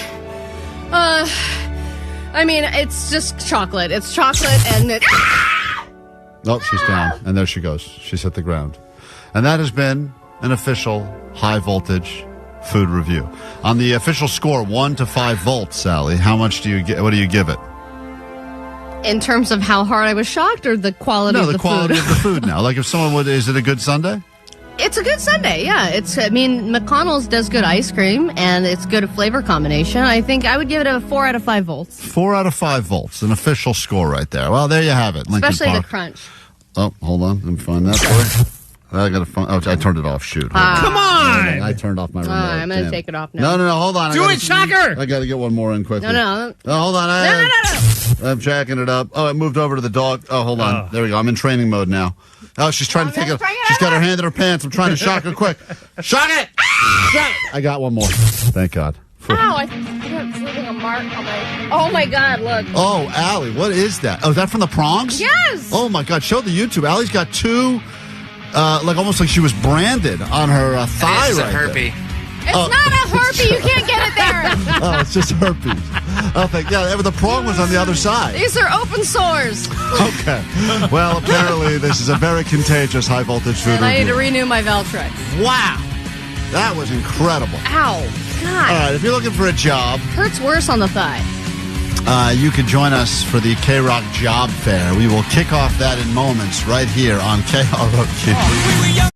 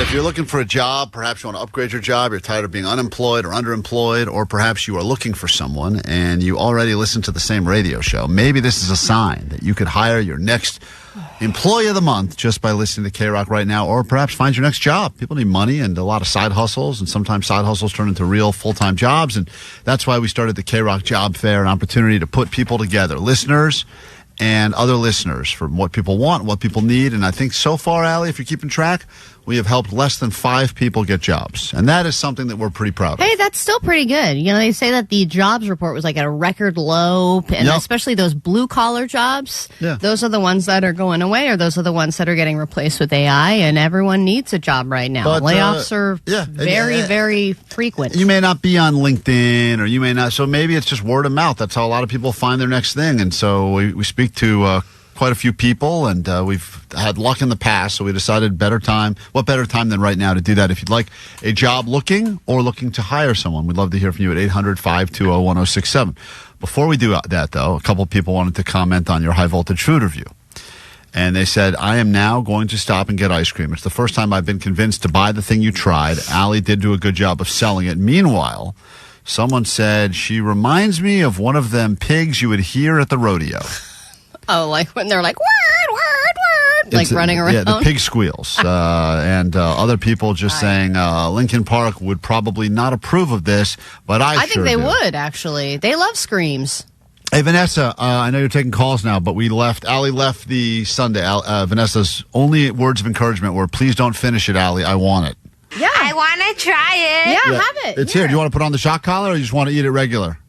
I just want to try it. Yeah, no, I thought you were trying to stay away from all the crap because you were so. I just want a little bit of sweet. Just let me have a little taste. You know, she's getting so defensive. A couple weeks ago, someone sent donuts. Actually, every day people were sending donuts, and she finally went on the air and said, "Please stop sending donuts. I can't control myself." And then one day, she finally said, "That's it. I'm not having donuts." And she stood away from the box of donuts all day. And there was one donut left. One donut left. We had eaten our donuts, and then there was one there. And it said, but she goes, I'm not going to eat it. And then we got a voice memo from Vanessa about 6 hours later, and it said this. Box of shame. I ate the donut. It was looking at me, okay? It was like her alone in a room with a donut. Because we had all left. It was like a standoff. She's just looking at it like, don't do it. And she said to me as I was leaving, please, Klein, take the donut. I don't want the donut. It's fine. You don't have to eat it. It was like 5 minutes after we left. And then we get this box of shame. I ate the donut. Yeah, so I get it. You want the sundae? You can have the sundae as well. Have it. It's time officially now to meet people that are looking for jobs. This is like we've done, a singles person spotlight on the show where we connect single people and they start dating. And even though the lawyers have told us, don't do it, we don't want any legal responsibility for this, we decided, what the hell, maybe we can make some good happen on today.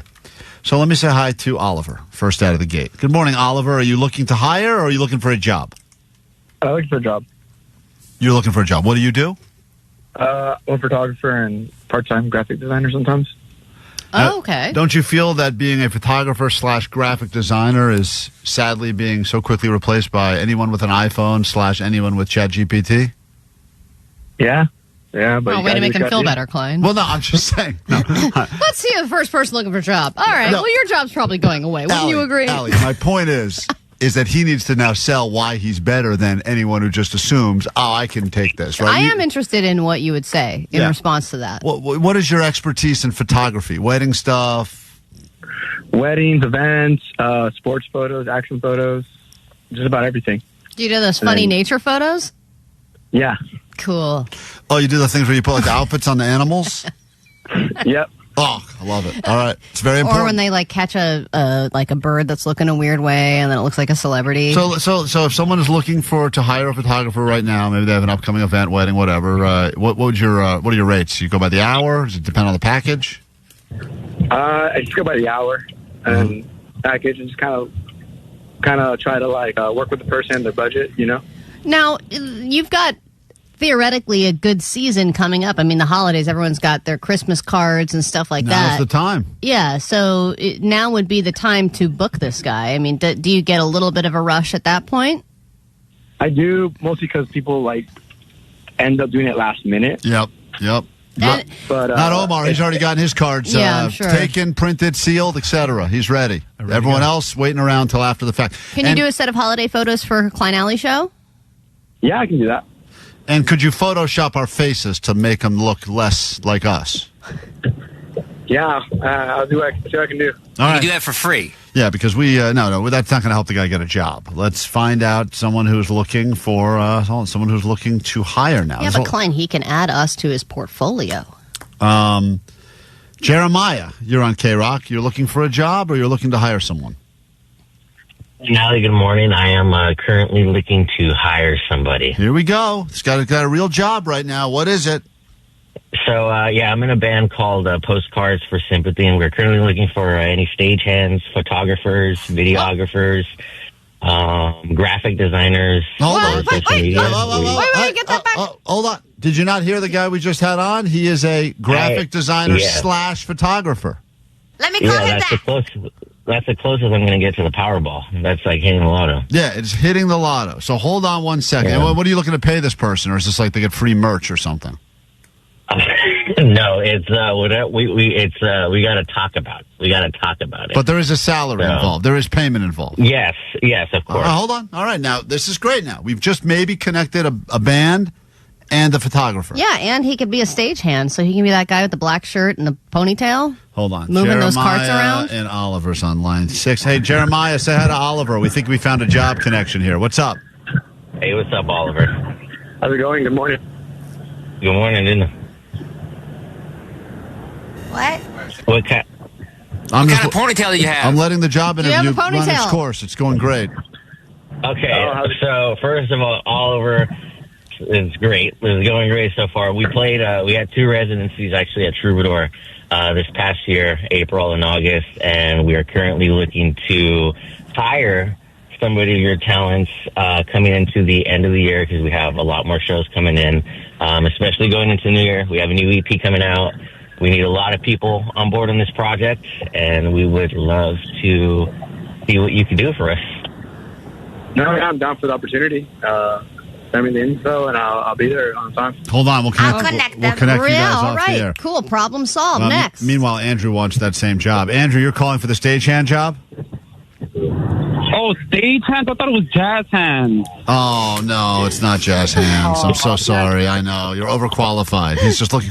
He just wants to do jazz hands at things. He's just looking for someone to move equipment around. Such a fun job. I'm interested in hiring that guy. If anyone's looking for someone to do jazz hands 24/7... I'm willing to apply. We've got a guy. All right, let me say hi to Alan now. Alan is looking for... Alan, you looking to get hired, or you looking to hire someone? It's the KROQ Job Fair. What's up? I am looking to get hired. Okay, what do you do? What is your skill set? I've done a lot of different things. I've done delivery driving. I've been a sound man for my church for 5 years, like complete setup and tear down. Mm-hmm. My side hustle right now, I'm a tattoo artist. I've been doing that for about 10 years. Yeah, the good tattoos or like the funny ones? Their stuff's all spelled wrong. No. I'm not that guy. I specialize in stuff that's spelled wrong. Hey, look, everyone's got to have a specialty. All right. Well, you're like a jack of all trades. All right, you do a lot of different things. So you're a tattoo artist, delivery guy, and you know sound. Okay, hold on. If anyone's looking for someone that hits that would be an interesting... Do you do jazz hands, Alan, by chance? I do not do jazz hands. Okay, so there you go. You probably don't want a good tattoo artist that does good jazz hands, right? I would imagine you want screw up the needle. More of a steady hand on that. Yeah. Here is someone, Allie, that is looking for work. This is Michael. Michael, you're on KROQ. It's the job fair. What's up? Yeah, how you doing? Hi, what is it you're looking for? How you doing today? Good. Oh, I'm looking for anything, at this point. You know what I mean? Beggars can't be choosers, and I wanted to do any job, What do you normally do? Hand, of course. Well, normally I'm a truck driver, but I got a couple points on my record. So in California, the insurance is really high, and no one will approve me right now at this point. I have to wait for something to fall off. But other than that, excuse me. Other than that, just out of curiosity, what did you get the points on your record for? Oh, I had a speeding ticket in Oregon, and I had an illegal lane change, and all like in the same period of time. And also, I pulled a power line down in Temple City. Oh, okay. damn. Well, this guy is clearly looking for a job right now. Well, it seems like he gets you your stuff pretty fast. That's great. You need someone to get driving so fast he's pulling down power lines? You need someone to get something cross country in 6 hours? Oof. This is the guy. All right, hold on. We got your information down. Let me say hi to Rebecca, also looking for work. Hey, Rebecca. Hi. Hi. We're trying to help people find jobs. Listeners hiring listeners. What's up? Good morning. I'm a hairdresser, and I'm looking for a job. Full-time salon style job? Yeah, I'm not looking full-time. So my kids just started school. I have all of my kids in school now, so I'm ready to go back into a salon. I've just been doing freelance for the last couple years while they were little, and now I'm ready to get back in while my kids are at school. And you want to be at a chair, right? You don't want to be one of those people that's like sweeping up hair and shampooing people? No. I've been doing hair for 15 years. Okay, so I have tons of experience. So you just need an open chair. Send her the picture of Allie with the mullet and see what she would have done with it. I gotta get a sense if she's qualified or not. See how you would have improved. Yeah, how you would have taken. It was not a mullet. Well, whatever it is you gave yourself was the I worst. tried to give myself a pixie cut. Worst haircut in the history of the world. All right, so if anyone is looking for which seems like a very qualified hairstylist. Oh yeah. Do you do men's, women, all that stuff? Oh yeah, I do all genders. All genders. What about kids? I do children too. Yeah. Yeah, but that part sucks, right? Because you gotta bribe them with lollipops and stuff. I have kids, so I'm pretty good with little kids. Actually, it doesn't bother me at all. All right, hold on one second, Rebecca. Let me say hi to Jason right now. Jason, hi. Hi, how's it going? Good. You're looking to hire someone? Yes, sir. Who are you looking to hire? So I'm a barber. I've been a barber for about 10 years. I have my own establishment in the city of Los Alamitos. You're looking for a barbershop quartet? No, he's looking for a stylist, Allie. He's got Rebecca on the phone. Every barbershop needs a barbershop quartet. That would be so annoying after 5 minutes, I would imagine. Okay. It would. Yeah. So are you looking for this is Rebecca on the phone. We've connected you two now. Hi, go ahead. Okay. Hey, Rebecca, how's it going? Good morning. Good morning. How are you? I'm doing great. Are you dual licensed or are you just a cosmetologist? No, I'm actually just licensed in cosmetology, but I have a lot of experience in men's cuts as well. Okay. I mean, it's something that I'm kind of just looking to eventually kind of expand. I had my barbershop for about 10 years. And, just kind of trying to see if we can, stay more relevant, especially now with color being more relevant and everything. So, just trying to see what we can expand. You guys are both calling from 714 numbers, so I don't know what where's your shop located, Jason? My shop's located in the city of Los Alamitos. It's called Old Traditions Gentleman's Parlor. Rebecca, how far are you from that? I'm in Riverside, so I'm not sure how far that is. Perfect. That's a perfect opportunity. Hold on one second. Seems like this is going great. Allie, we don't. It's like once again, it's a lot of fail before we find one real win. But I think we've connected. It's like finding a romantic partner. Connect Jason this is like speed dating. And Rebecca. Okay, please connect those two together. And Vanessa's winded right now. Jesus Christ. I do get overwhelmed sometimes. Box of shame. I ate the donut. I know. Stop eating on Sunday. Mike, we give you the final word here in this edition of KROQ Job Fair. What's up? Thank you for having me. I have been a salesperson for 20 plus years, and now with Amazon, the stuff I sell is irrelevant. What do you I sell? Need something new to sell. I was selling tools and I did real estate, but nothing illegal per se. You want to sell radio through Odyssey? Radios. All right. He's already. I was like, what the hell are you talking about? about? That's even more irrelevant than all the things that I mentioned. Already overqualified. Sir, There's little horse and buggies. you'll be getting a call from Uncle Springer, okay? Klein Alley Show. Klein Alley Show. 106.7 FM. KROQ.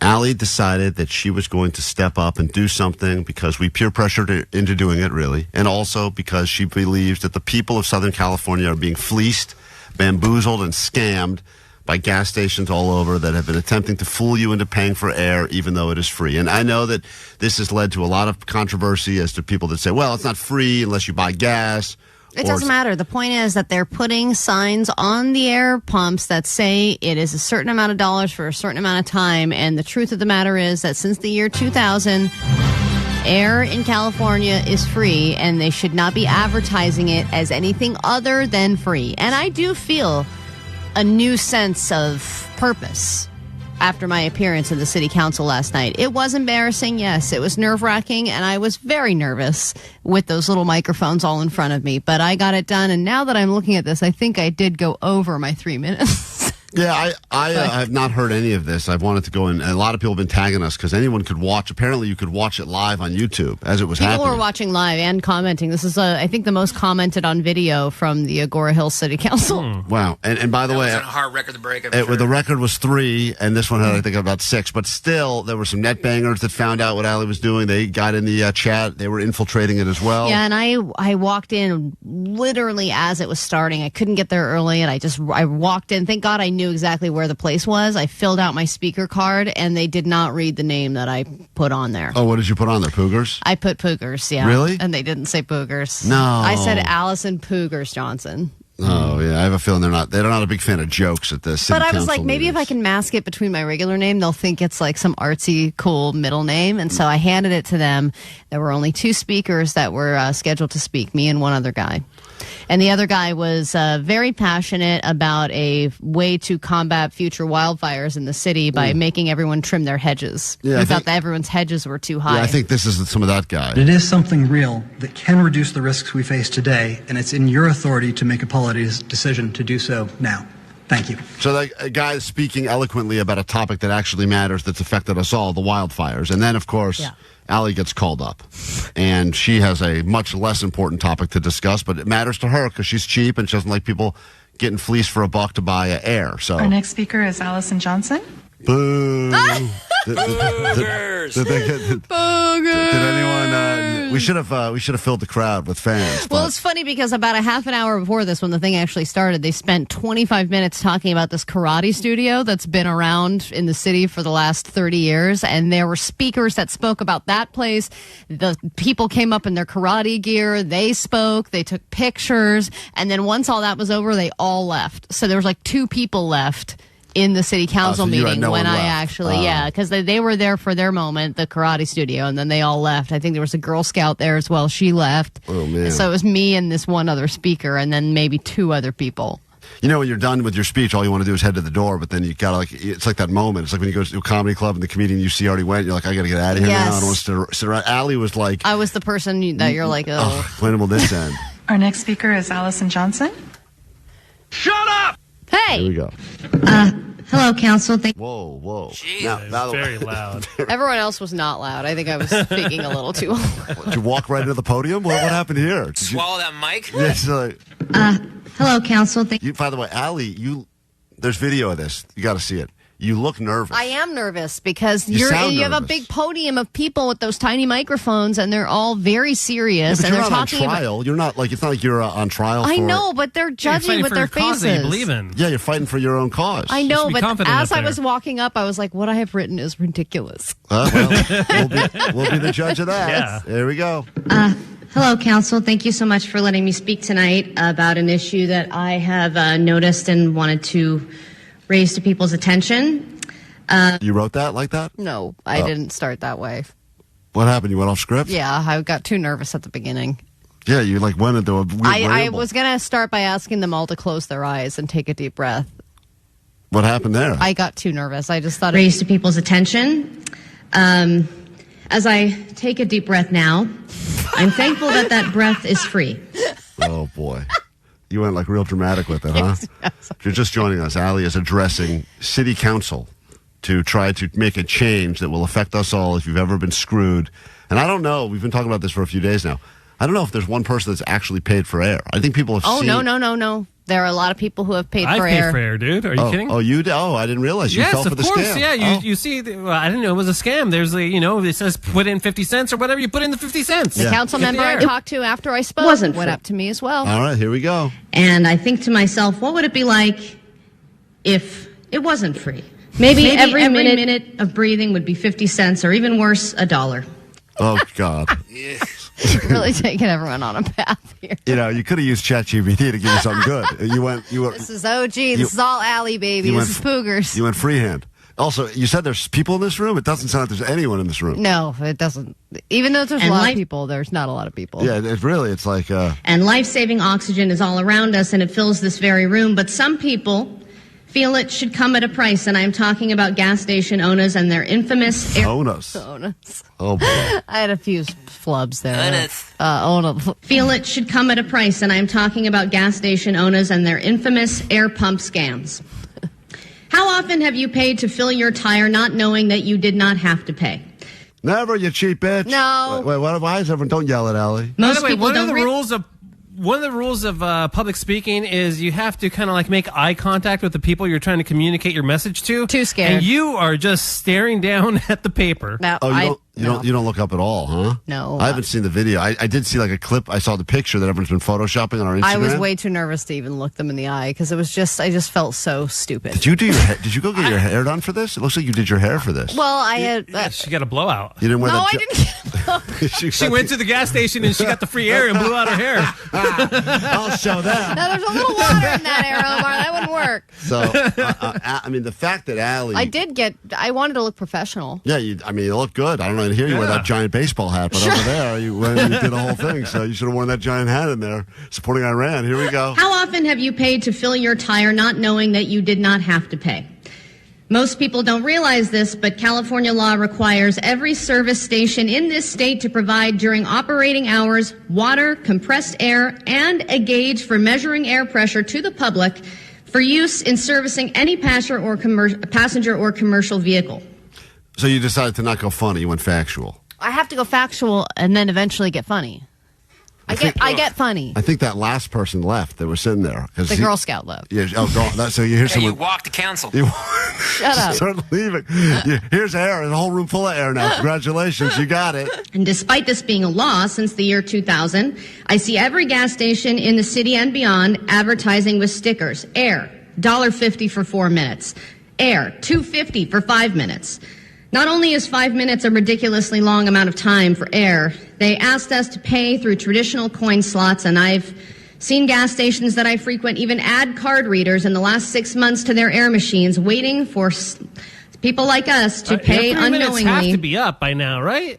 No, because you guys keep stopping. This feels it's not like even been a minute yet. I have a lot Isn't more there a to guy say. with a buzzer or a gong over there? No, they don't have a buzzer. I want to be a gong guy. There were only 2 people slated to speak, all right? There's time. Oh, man. Allie, I have a lot more to say. Are you guys going to let me speak? Because they let me. I think you're doing great. People like us to pay unknowingly. Oh, that's it. They don't do that in Agora Hill City Council. That's a great idea. They're just going you out, and there she goes. All right, are you going to take my cause seriously? Because let's just move on then if you're not going to. But the fact that you actually took the time out of your night to go to City Hall. That I had the balls to speak in front of the city council. People like us to pay unknowingly, earning them hundreds of extra dollars a year as they laugh their way to the bank. And these crooked owners... Hundreds of dollars a year. I don't think it was laughing their way to the bank for a couple $100 a year. I'll show you. I'll buy a sandwich. You have to commit. All right, so once again, they're not... Are they supposed to react at all or no? No, they said at the beginning that they hear people's things and then they just say thank you. They said we're not going to comment on anybody's, but she did end up commenting on mine. Here we go. I've been disgustingly capitalizing on this for years, betting on the fact that most people will see a sign asking for money and pay for air without knowing their own rights. In their busy lives, they don't realize that not only is the air that we breathe free of charge, but so is the air in their tires, their pool floaties, and that one soccer ball that's constantly leaking air. But the true leak here is not our balls, it is our wallets. Beautifully said. Isn't it? That's a great quote right there. I want them to think about that. That's your Rosie the Riveter right there. The true leak here is not our balls, it's our wallet. Yes. Let's get that made us immediately. And as our local gas stations gouge their own community. Wait, where's that weird accent just popping up from? Well, I'm reading and I'm scared. You're going to like a weird... gouge. Yeah. And as our local gas stations gouge... Gouge is spelled weird.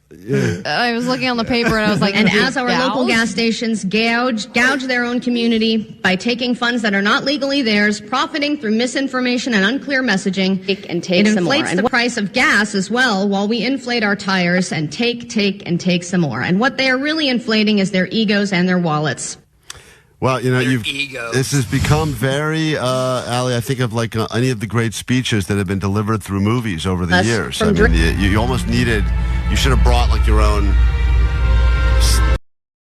Allie show. Perhaps it's a weird day for you, 9/11 and all, everything going on in the world, but sometimes we do things that can make you forget, even just for a moment. I don't care how bad of a day I'm having. Anytime I hear the sound bite of Addie's cat dying and Klein doing that puppy makes me crack up every single time. Okay. Thanks. Well, thank you. As long as we can make you laugh at our expense, then we've done some of our job here. So that means a lot. Anytime he plays clips of Allie's cat dying, makes me crack up every single time. That's good stuff right there.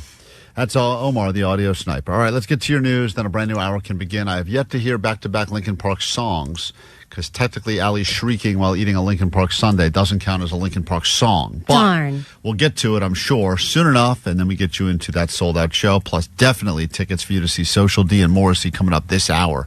But first, your news. Grab your Adderall. It's time for ADD News. Yeah, there's been a lot of sad stories this morning. 9/11, multiple shootings yesterday. But I'd like to escape and talk about aliens for just a moment. There's still a lot going on with the Air Force reporting crazy things that they have seen in the sky over the years. Some accusing the government of suppressing their UFO sightings. And now there's a couple things to tell you about. One, an Air Force veteran who claims that he definitely saw UFOs has made his appearance in court. He told his story about seeing what he thought was a UFO, and this is pretty chilling if he's sane in any way. It stopped about 100 feet in front of me and approximately 100 feet above me. My telephone got extremely hot, completely froze, dead. There were 4 lights in total. But what was really odd was the craft itself was this black metallic flake paint, but on top of the craft was this gold, lava, plasma, some type of fluid going over and around the craft. I'm under this for about 2 to 3 minutes, and then the center light flashes 2 to 3 times, no sound, immediately shoots up to commercial jet level minimum, in my opinion, and I immediately feel static electricity all over my body, and then I smell the smell of after a thunderstorm or lightning storm. Fascinating. Cool. Now, this Let's guy get high. in the video, he's got kind of like, some people have like their eyes are so close together. Yeah. It almost looks like they're cross-eyed. Yeah, that's where you're at. Me? Yeah. That's not me. Yeah, it is you. I have eyes that are too close together. Yeah, and you look cross-eyed a lot when you're thinking. You look like you go cross-eyed a lot. What? You didn't know this? No. Oh, I thought you knew that. I go cross-eyed? Yeah, Can anybody else back up this theory? Looks like your eyes are trying to assault each other. What Yeah. are you talking? So Now, they're trying Jake, to you're trade- just saying that to piss me off. You look kind of normal to me, Allie. I'm not going to lie. You're Kind pretty of normal. normal? Your eyes look like they're trying to trade places a lot. Like you're trying to shift. Yeah, switch chairs. Oh, whatever. You're just saying that because you got your weird lazy eye Not situation. anymore. Took care of that. What do you mean you took care of that? Got Botox jab. No, you didn't. I got jabbed. You got a Botox jab in your eyeball? Yeah, right next to my eyeball. Jabbed it up. Really? Yeah, I did. So do you think it's better now? Because it doesn't look better. No, it's not better. It's not better, but it did cost me $50. So from one weird-eyed person to another. Yeah, yours are too we're all close. Yours are too close together. It's not a big deal. Now I'm super insecure about it. Well, we all knew it. Look on YouTube. It's Great, probably in the everyone's been comments. talking about it? Yeah, read the comments. Close Eye Alley. There she is. I'm not Close Eye Alley. A lot of people. Vanessa, you'll be honest. Don't you think Allie's eyes are close and beady and they cross a lot when she's like pondering thoughts?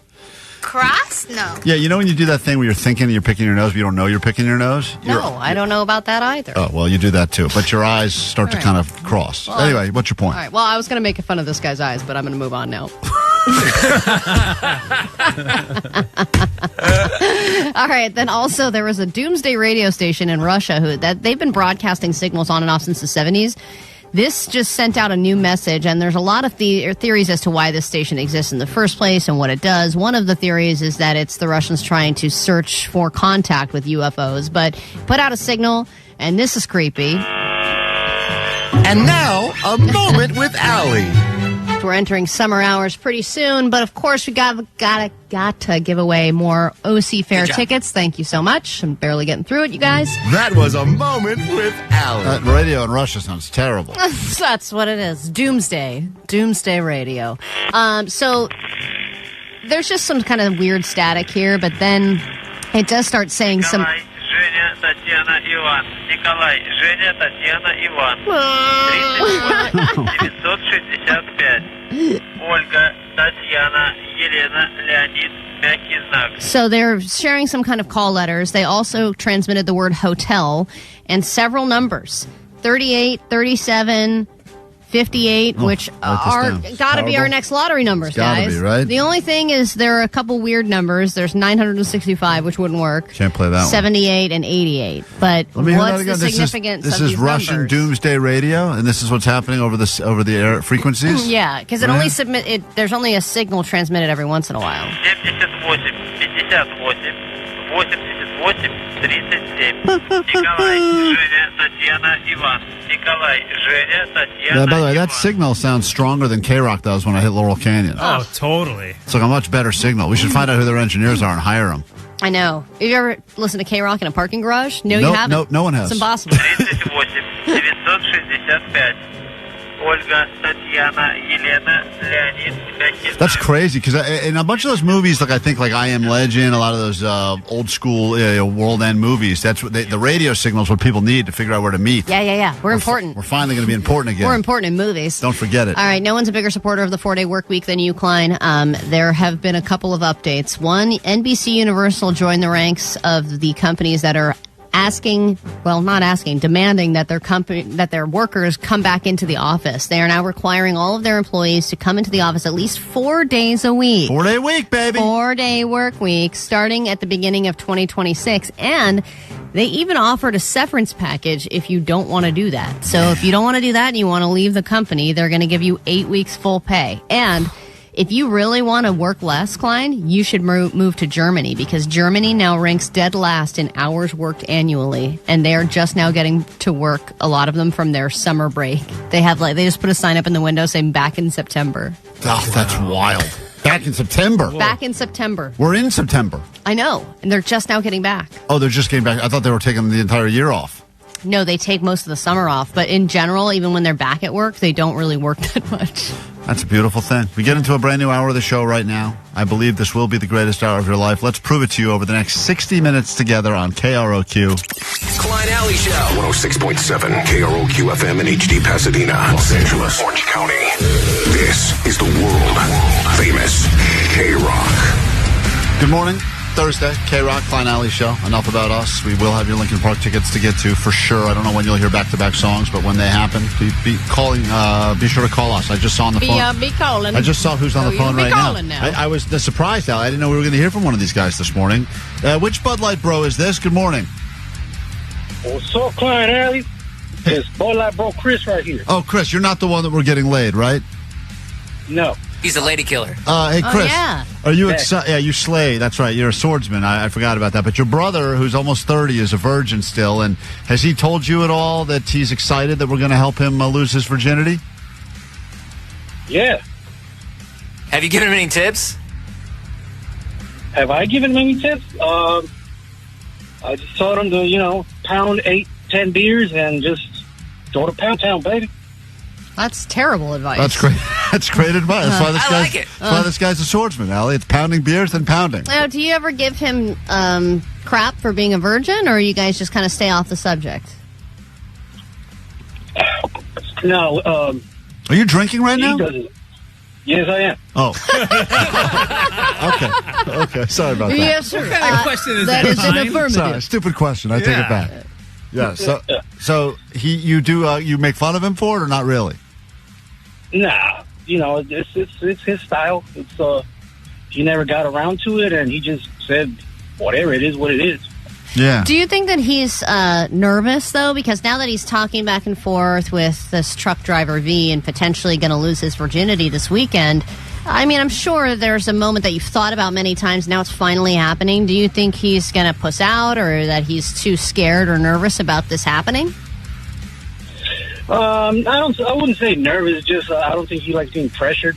Yeah. But if it happens, it happens. Like he's always said, like he's down for it, but he's not one to push the issue on it. Right, but I mean, what a beautiful moment to be a part of. A guy's a virgin, about to be a 30-year-old virgin. No knock on that. I know that younger people don't care about sex as much as it was all I cared about from probably the age of 12 on. It was all that mattered. It was my only goal in life. Still is. It's been quite a few years. Let's say hi to your brother. Hold on, he's on. This is the other Bud Light Bro. Connecting forces, the Bud Light Bros. Billy, are you getting more nervous now that this seems like it's going to actually happen for you, or are you feeling excited? A little bit of both. A little excitement, a little nervousness. But it is what it is. Yeah, these guys like to say it is what it is a lot, Allie, as it pertains to most things. But you have been texting back and forth with this truck driver lady V that would like to take your V card, correct? Yes. And how have those conversations been? Just normal, plain, just getting to know each other text. Do you think there's chemistry? There could be, but any sexy talk? Yeah, is there dirty talk or flirtatious talk? No, none of that so far. Like the first time she texted you, what did she say? Like, hey, I'm V, I'm a lady truck driver, just want to meet you. And then did you come back with something like kind of smooth? Hey, what is? Yeah. No, just pretty much just that. Just a common courtesy, like, Small hey, how you talk. doing? Uh-huh. Yeah, small talk, exactly. Right. And do you have a plan for the date?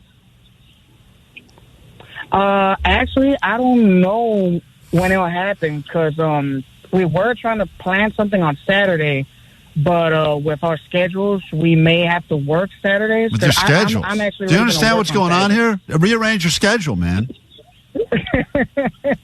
I just got this job. I don't have no leverage here. Oh. These guys got fired from their last job, I think, for drinking on the job or something, right? No. The plant we work at moved, so we moved it. Allegedly. I'm not a judge, guys. I don't care the real reason. So defensive. They're good workers. They're hard workers. They're fans of the show. And I think that everyone is so excited. I mean, universally, we've received so many messages from people that are just rooting for you, Billy. You're going to be like the new Rudy. Slow clap you when you lose your virginity. Yeah. This is great. Hey, well, thank you guys. Like, I mean, I hope it does happen because, like, she's a cool chick. I like her, but with all due time. Did you see a picture of her yet, by chance, or? Yeah, she sent me a picture, and yeah, she looks good. Really? What does she look like? Tell us. Yeah. She looks like a girl. Cool. All right. Hot. That's a win. That's what you want. Did you send her a picture of you? Yes, I did. Okay. All right. There's the update. Yeah, close. Okay. Does she know you have a tattoo of our show on your body? I don't think she does because, honestly, when I first asked her, like, if she knows at least which Bud Light Bro she's with, she didn't really know who we were. Oh, great. Oh, okay. cool. You're not as famous as you thought. Okay. Well, listen, I can't wait to, we'll update. I think we're going to talk to her tomorrow or something, but congratulations in advance, and hopefully we can make this happen, Billy. Yeah. All right. Goodbye, Bud Light Bros. We love you. All right. It is what it is. Oh, boy. This is going to be like that. Those conjoined twins, you know, that guy that's like married to one of them, but he's kind of probably with both of them, you know, and V could be that. She could be with both of the Bud Light Bros, I bet, and just be their significant other collectively. Some guy did warn us with a very cautionary tale. I didn't want to play this for them and freak him out, but this guy, hold on. This is on the GOAT line. This is like a warning. Hold on. I know this is there. Hold on. This is to the Bud Light Bro. Hey, man, I just want you to be a little careful because she might be a large Marge. No, that's not the call. Hold on. That's not the call. What's that mean? That's the wrong call. Hold on. I'm playing the wrong one. There's large Marge? There's like so many messages here that are called warning for the Bud Light Bros. All right, listen to this one. I think this is the one. Hold on. Is this it? Okay, so I just listened. I'm a little bit behind on the podcast. I just listened to the Billy, the guy who's about to get laid, and nobody's calling for Jake. And Jake, gross. advice. Wait, what's that to do with anything? That's also the wrong call. That's just a person wanted to say This that. person has advice. What the hell? Yuck, Jake. That's just person Moving wanted to on. say Jake is gross. Now this is actually the advice, Allie, and more of a cautionary tale if you are going to try to have sex. And it's a scary story potentially, but you take a listen. Hey, what's up, Klein and Allie? So Billy the Bud Light Bro and his quest to get laid, it kind of reminded me of myself, so I wanted to share this story. A few years back, I was going through this really long dry spell myself, and I was just swiping on the apps like crazy. I ended up meeting this really hot girl through there. We hooked up a few times. I learned she was kind of crazy, but she was so hot that I was able to look past it. And we never had sex, but we hooked up a few times. And like 3 or 4 months after getting to know each other, she called me one day completely out of the blue, and she's like, Neil, I want to right now. I'm coming over. And I thought I was dreaming. I mean, it was an incredible phone call to receive. And I was like, yes, I'm in. Let's do it. But since I live with my folks, she recommended that we get a hotel room. On the way, I stopped at the liquor store. I got condoms, and the guy at the register was like, hey, why don't you try this rhino pill? Oh, boy. Oh. They love pushing those rhino pills at the store when you're buying condoms. And let me Why do say, they call them rhino pills? Allie, I think they want you to feel like you're going to be 10 times the man you could normally Makes you be. grow a horn. You're so much of a man that she'll assume she's sleeping with a rhino. And you know, usually you say, no, thank you, sir, put that back. But not this guy. I was like, okay. So I got the rhino pill too, and then we went to the hotel. We were watching the Barbie movie. Like 20 minutes in, we start making out, taking our clothes off. You know, things get steamy. And I'm like, we're about to have sex. So I'm like, you know what? Let me pop this rhino pill. I don't know if you guys ever seen those rhino pills, but they're kind of big and thick for a pill, and they're like made out of metal. And I started thinking, I don't know if this is healthy. I don't know if this is okay. It might be kind of dangerous. And I couldn't pop it.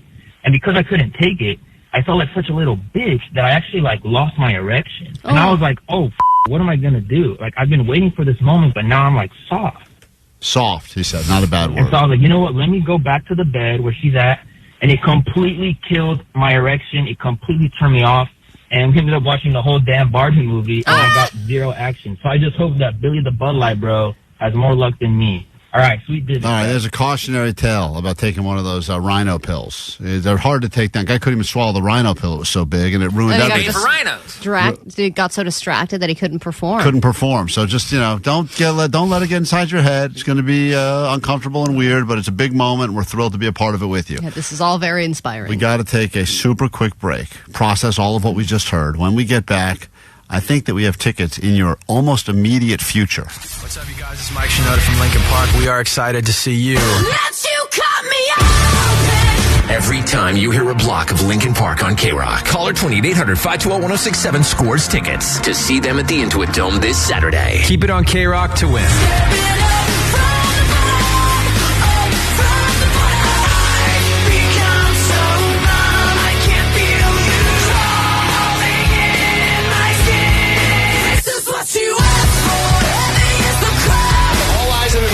This week have been on Linkin Park. Just thank KROQ so much for playing the music and helping us get our start.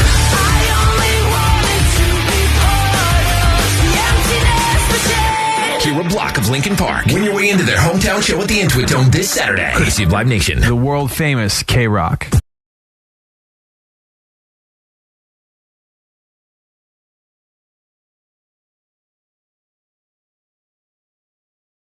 Pick a word that describes you and describes your bedroom. Vanessa, we'll start with you. Super duper cool. And We're looking for one word. What happened there? I don't even know what they said because they're laughing so much. You believe you have the worst neighbor? Go ahead. They play the tuba, and it sounds like somebody's choking an tuba. elephant or something like that. Yeah, but tuba's the funniest instrument. It's the funniest, but it can be Because you can be so- taking the trash out, and it's like a... What's the song you play when Allie walks in and out of the studio, Omar? Because that one always makes me smile. But still, this is when Allie walks around. When Allie, Time for lunch. when Allie was at her most pregnant, we played this song everywhere she walked, and could have. Chili. Allie's pulling out her lunch now. See, it is funny.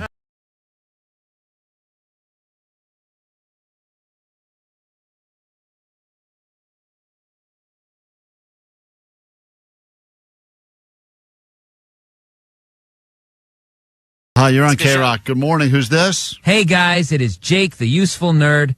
Oh, we have a better Jake the Nerd, a useful Jake the Nerd. Oh, my goodness. Wow, why are you calling? I wanted to discuss some of the cool updates and new tech products from Apple. Wow, that's great. Yeah, thanks for calling, Jake the useful nerd. We got a lot of questions about the iPhone. How much are the phones going to cost? Jake, do you know, our nerd? Do you know how much they cost? I have no idea, man. Jake the useful nerd, what do they cost? The iPhone 17 retails for $799.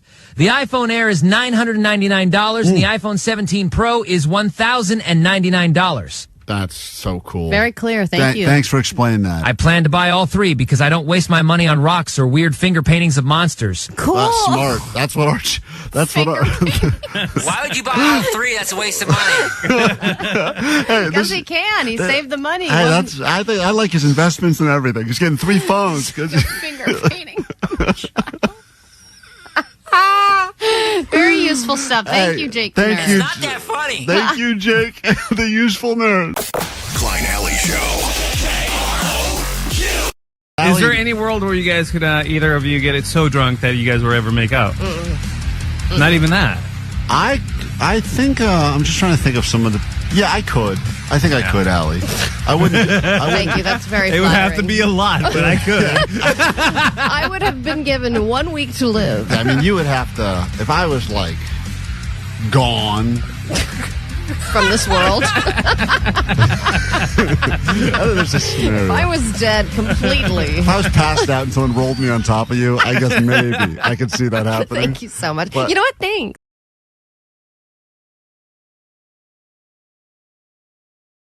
Penis vagina. Penis vagina. Penis poop pee trailer.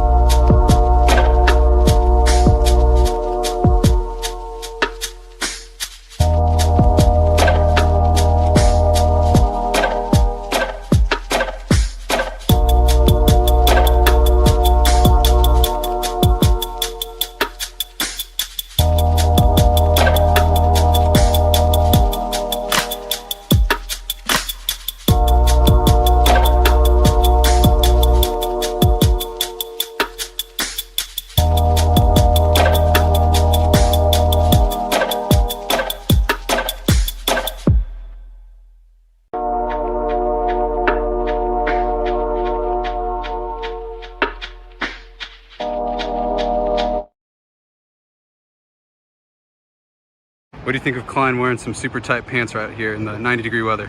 Oh, they kind of resemble football pants, so.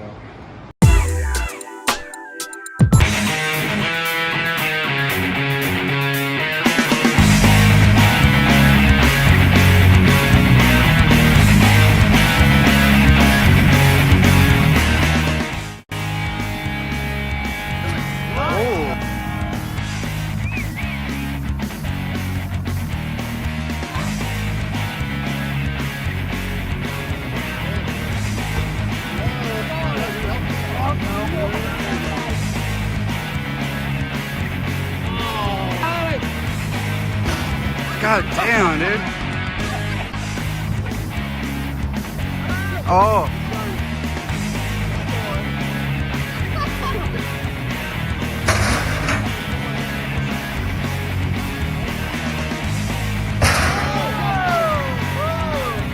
Get Tom Brady over here. Whoa, watch out. Save your life. Okay. Ooh. Ooh. Okay.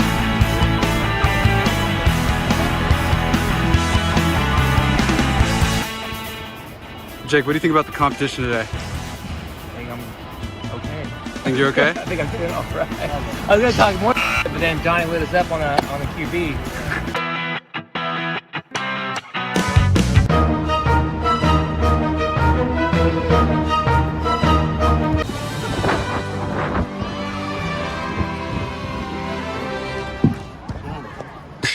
That's good. Jake hurt himself. Oh. Jake pulled a hammy.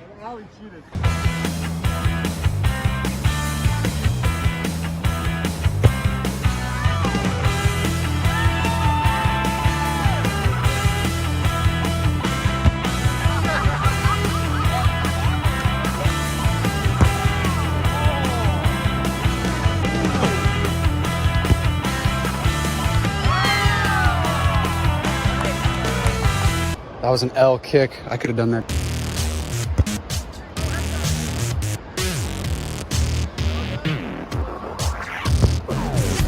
See, it's tough. It's tough. So we did the challenges. I need to hit the weight room, the throwing room, the kicking room. And apparently, I have a sweating problem. You are soaked. You've been in for 11 minutes. It's hot in SoFi, man. It's really not. It's really not. It's very hot on the field. That's why you got to grab a blue Gatorade from the locker room. I should have stretched my hands. I'm in a lot of pain.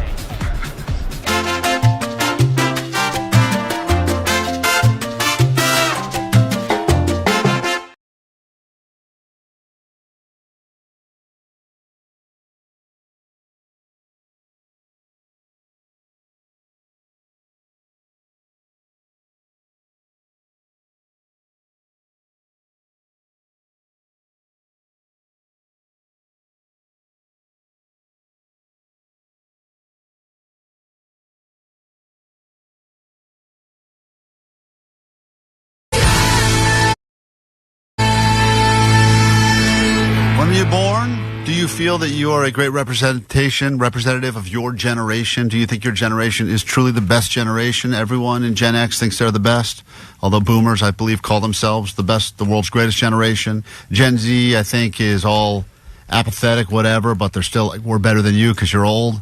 It's funny because as I looked at the breakdown again of the generations, there is a generation called the greatest generation, and it was the people born in 1901.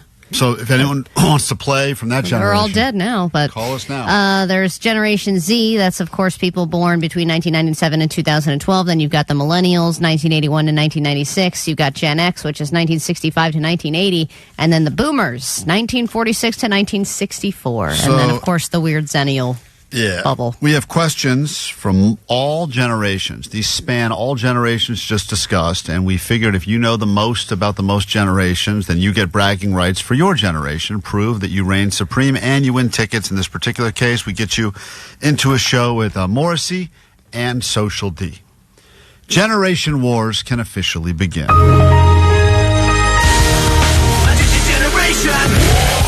Hey, listen to me. Are we busting or what? You kids and your TikToks. Gen Zers lazy.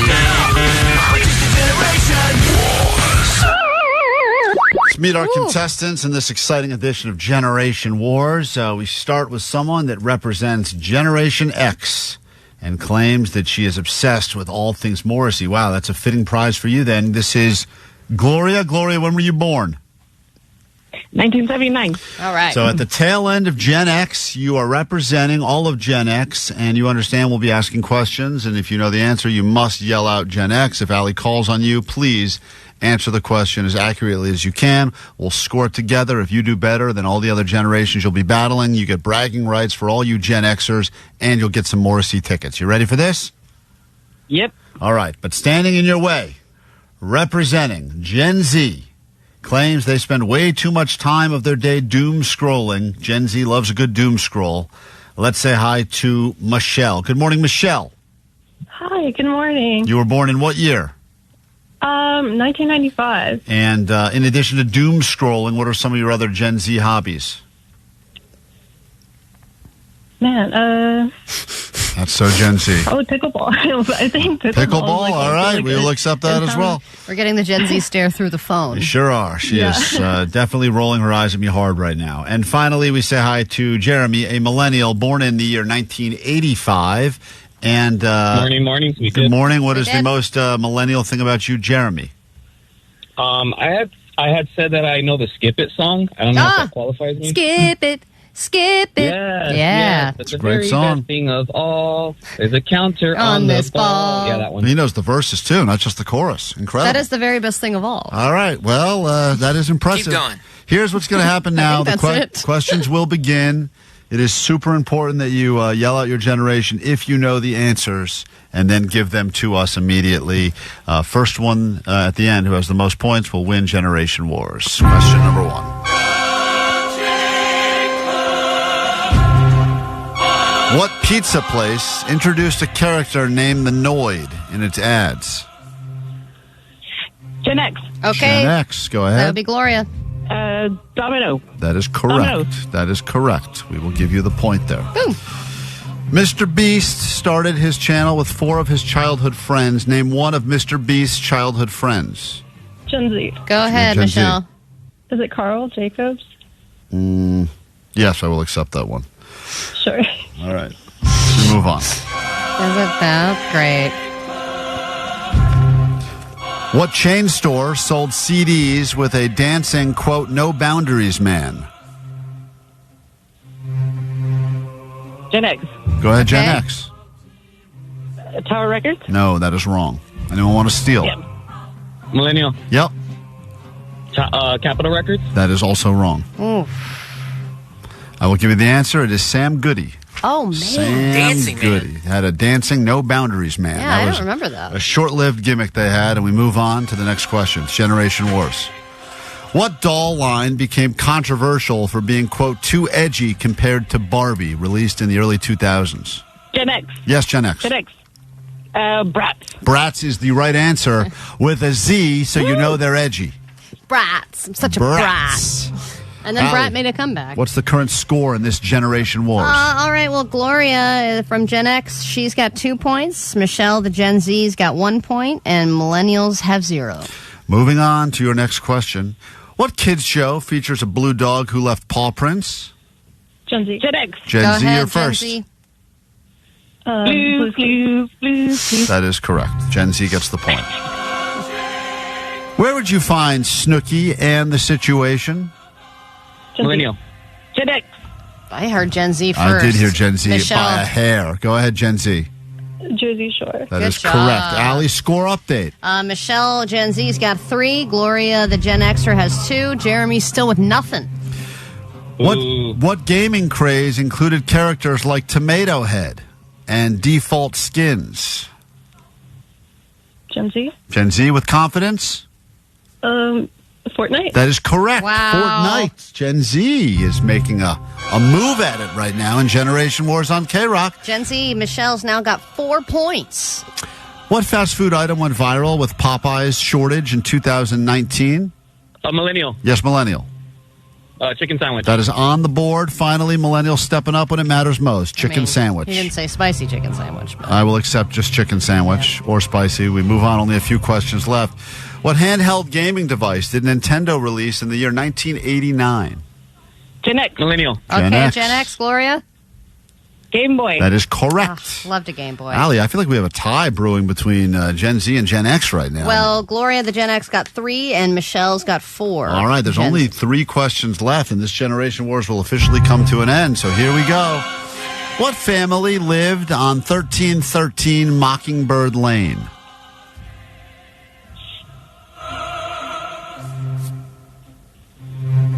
one wants to take a stab at it. Millennial. Go ahead, Millennial. Brady Bunch. No. Gen X. Go ahead, Gen X. The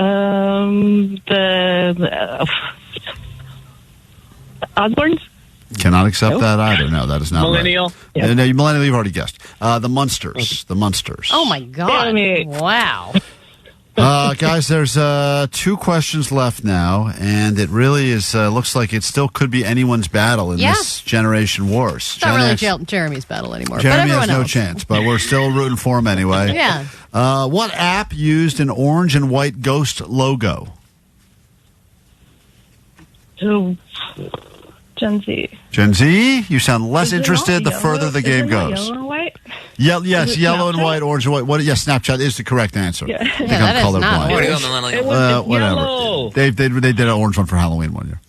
And finally, this will be the last question we have time for, and then we have to wrap it all up. And Allie, what is the score right now? All right, so that last one went to Gen Z, correct? Yes. Okay, so we've got 5 points for Gen Z, 3 points for Gen X, 1 point for Millennials. This question doesn't really matter at all, but I will give it to you anyway. What soda slogan was "Catch the Wave" at one point? I'm just going to guess. Gen X. Millennial. Gen X, go ahead. Pepsi? That is correct. Ooh, you Final caught score doesn't really matter Yeah. because it. Gen Z has 5. You sure only got 4. Gen X Z. got 4 points. That's nothing to sneeze at. And No. then Millennial Jeremy, you really only got 1. But still, at least you got something. Gen Z, are you even familiar with Morrissey or Social Distortion? Yes, I am. My parents are Gen X. Okay, great. Her parents are Gen X. Well, congratulations. Laura's so angry. I know. As it always is. Hey, Michelle, representing all Gen Zers, you can hold your head a little bit higher today. You are the champion in this Generation Wars. Thank you for starting your day with us on KROQ. More importantly, enjoy your tickets to go see Social D and Morrissey. Thank you so much. Thank you so much. And this was fun or this was mid, this whole experience? It was pretty fun. Okay. Which means mid. That means mid. Great. It's No, I'm not going to lie. How many special people?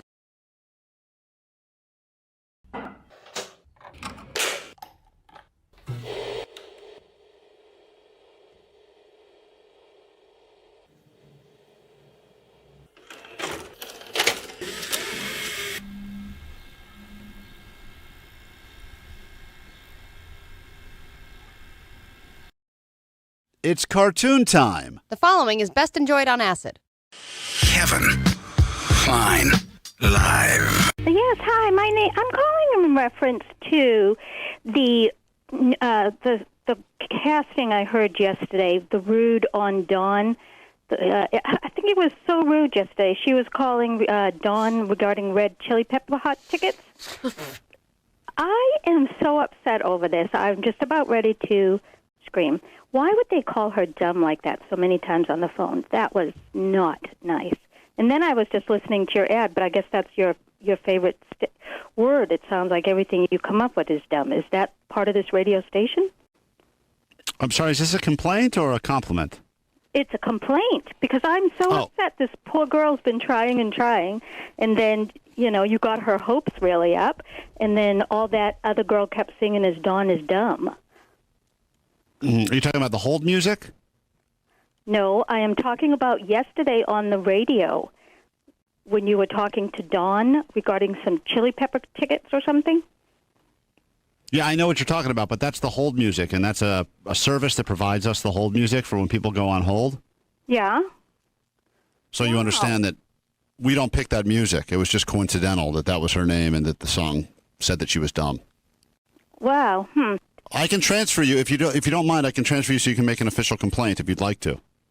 Okay. Are they going to give her tickets, or because I'm going to try to come up with something to come up with a fund to get this poor girl tickets? Or you can make your complaint officially once we transfer you. Okay. Okay. Okay. Hold, please. You're a dummy who's complaining on the radio, and you can't even pronounce the tickets that Dawn wanted. You dummy dum-dum. Yeah, hello, complaint department. Yeah, hi. I like that song. That was really nice. You just put everything together with your dumbness. Huh. Okay. I'm complaining now because you just called me a dummy, and because of the whole... Whoa, who called... Oh, hold on. Who called you a dummy? You just did on your radio, on the hold music. I didn't hear... Let me just listen 1 second, because I'm not hearing the whole... same thing you did with Dawn. I don't... Let me listen to the hold music. No, it's just Kenny G like always.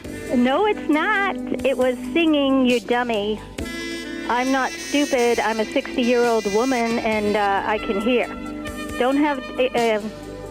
you guys are totally rude and obnoxious. Well, hold on. Let me file that under the complaint department. Hold, please. Sure.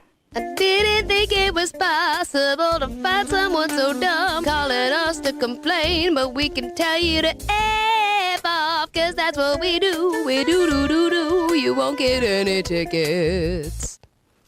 You there? Yeah, I'm there. I don't want tickets. I asked you a question, and who do I complain besides listening to you call me dumb? I didn't call you dumb at all. Yeah, okay, your radio station, your music that you don't hear, that you're being dumb is the one that's calling me dumb. So that's perfect. Let me listen. Yeah. Let me listen. Hold on. If there's a complaint. I don't hear the word dumb. Are you talking about the saxophone there? Yeah, I hear it. Yep, I hear that saxophone. Perfect. Okay, now who do I complain to besides you? Oh, okay. You want to talk to my boss? Yeah, he's probably going to call me dumb too because you don't really have a boss, right?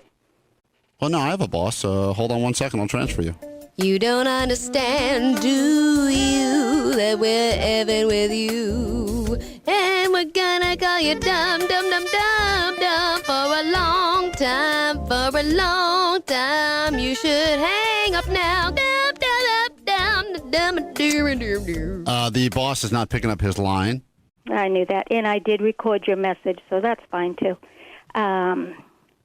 So you know that I did that because I'm really quite dumb, quite an idiot, quite stupid. Anything else? Whoa, don't be so hard on yourself. No, I won't be. That's fine. I will find out who to report this to, and we'll see who gets the last laugh. Thank you.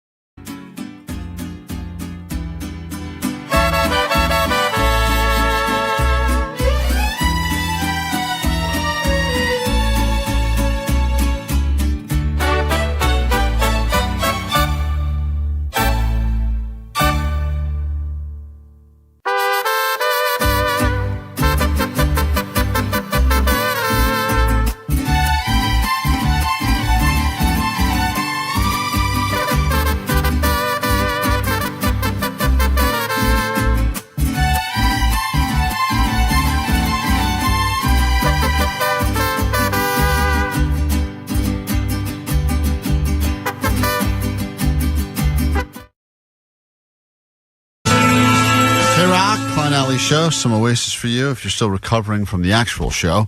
And who knows? I have a feeling they're going to keep it going. Just keep on adding dates because why the hell not? People seem to buy the tickets. Hey, next time they're in town, Klein, let's go together. I will not. Oh. What's the best way to diffuse a situation if you're in a relationship? Doesn't matter if you're dating or married. There's a moment that things can either go like badly quickly or it can be resolved also as quickly. And usually it's when someone chooses to either escalate it or go like, I'm going to say whatever I need to say to just take all the air out of the balloon right now. Look, you got to pick your battles, and I always pick not a battle. So you would rather not battle. Mm-mm. Sometimes people get mad about that. You go, I'm not in the mood to, I've said this before. Hey, I'm not in the mood to fight. And I've said that. And sometimes that actually is worse. Oh, in my situation, it's not. Really? Mm-hmm. Yeah, it tends to diffuse things a little bit. Look, we've had a great day. I really don't want to spend time fighting about this. And then, kind of ends up in a kind of back forth discussion. But usually, if things do escalate, it escalates quickly and then we, boom, break off, take space. I've never used any of these phrases, but I guess I should because these are apparently the 6 commandments. If you want to stop whatever your discussion or disagreement is from escalating to one of those big fights, and sometimes it happens quickly. You're like, we were annoyed or we were talking about the trash or something small, and then that like brought up another thing, and now like something's getting brought up from 6 years ago, and now we're in a full-blown fight. And sometimes I was like so ill-prepared for it. I was like, where did this all come from? I know, you're like, I'm not mentally in my fighting space. Right. I need to get into fighting shape. I thought we were like about to get on the couch and watch a show, and now we're like fighting. And I don't know, but I need to win. I got nothing. So if you need to diffuse, these are what they say. I guess I hear you. Is that one of them? No, that's stupid. Oh. She will slap Bitch. me. That's a good. Oh, that's one, Omar. That's one.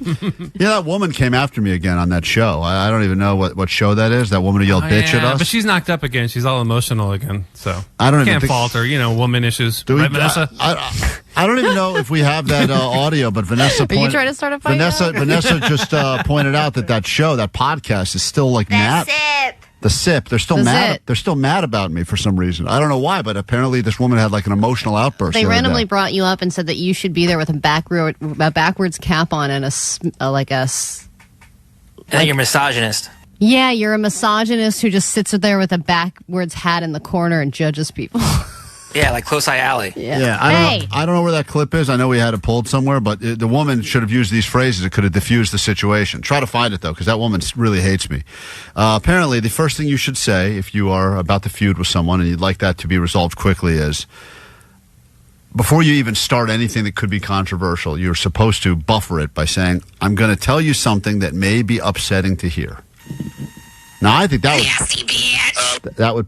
Thank you, Jake. Thanks, Jake. That was great. Well timed, as usual. Yeah, pull it up. Is Jake audio snipering from his side? Here we go. Allie found it. This was the most... stupid. Okay, this mother... She's she's partum. No. She's postpartum and repartum, and she's unwell.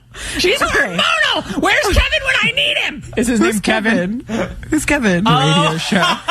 Oh, Kevin Klein. The only reason I remember that name is because it's so stupid. Suddenly, I'm whipping out a second angle, and Kevin's going to be sitting. Kevin! We come to set next week, and Tyler's just wearing a backwards hat, and he's full of misogyny and rage. Honestly, I might with that. Bleep that too. I can't handle it anymore, YouTube. Why can't the FCC just let me be me? We agree. She is the worst. But anyway, she doesn't like me for some reason. I don't remember how it started. I would love if you did go on the podcast and you did wear a backwards hat. Full of misogyny and rage? Yeah, I know. That sums me up beautifully. Yeah. I could have used this phrase to calm her down. That's the podcast that doesn't like us. I need your support right now. Just whatever you're going to say, no matter how bad it is, if you start by saying, I need your support right now. That's not going to work. I agree. I think a lot of these are stupid. No, that's about me. It's not about the other person. You need to validate and listen to the other person. The phrase you are really supposed to say that they claim will diffuse any situation is, I will take everything in the divorce. I never thought of things that way. Like you're like saying some sort of like, okay, like you're definitely wrong here, but I never thought of it like that. Uh-huh. That's one of the ones. I see what you're saying. Or this one, which I think would make everyone more angry. And that's why I don't understand these quote experts. If you were fighting with your wife and she said, it's understandable that you feel that way. Ew, stop. Wouldn't you be like, bitch? No, that's like, I'm sorry you feel that way. That's passing the buck. It's not like you're acknowledging that you've done anything wrong. You're just like, I'm sorry that you feel upset. That's just completely taking all the blame off of yourself. The better version of it's understandable you feel that way is I'm sorry for the part I've played in this. Yeah. I guess. Somebody apologized to me and said that basically recently. But that's also kind of saying... I'm sorry for my part in it, which also is not really taking ownership. Yeah, it's kind of saying like, hey, you're responsible too here. Yeah. It was basically, it's like a half sorry. And then they say that what you really need to say is let's find a solution, which once again, all of these are terrible and ideas. People who love fighting, they don't want solutions. People just want to be mad. And you have to let people be mad. That's my problem too, is I will always want to solve things, and I've learned that I can't try and solve things because that doesn't make anything better. Yeah, if there's a problem, it's like, here's a problem. I'm like, great, here's the solution. They're like, but you want to just be mad about it, and that's okay. I think people have a clock. Ladies, by people, it's ladies. And they have a clock, and they have to fight a certain time. And it doesn't really matter what the reason is. Is this part of your podcast experience? This is part of my misogyny podcast. Woman issues? That's right. That's what my show's Women called. just like to be mad. Allie, Right? Allie, correct me if I'm Let me wrong. turn my hat this way. You're like different because you kind of have that man energy and face and Thanks. stuff. Thank you. But there's a clock that women have, right? And it's like I think there's a clock that people have. Certain people who like being in fights have, and men have it too. Yeah, but yes, Right. I agree. But let's be honest. When that clock goes off, it doesn't really matter. You'll find a thing to fight about, even if things are going well. Well, and I think that when people are mad about something just in their life or having a bad day or whatever, your significant other or the person you're closest to is going to be the punching bag. You know, you're going to find a reason to just let out that anger. So you're going to find something little in your significant other to take it out on. 562 said, I tried to say I've never thought of it that way. And my partner responded, that's because you don't think. And then it got so much worse. That's the biggest problem with any of these phrases. Don't use a line that will give them a setup for a better line. Yeah, that's that. You got to avoid that. Quick break. Back with your news. We still have not heard back-to-back Linkin Park songs yet, but I feel like it's coming up real soon. Klein, Alley Show. The world famous KROQ. KROQ.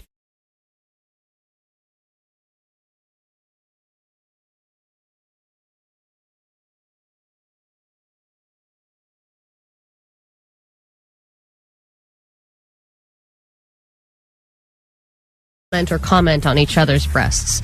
And I saw that firsthand over the weekend. I did like a friend spa day thing for my birthday.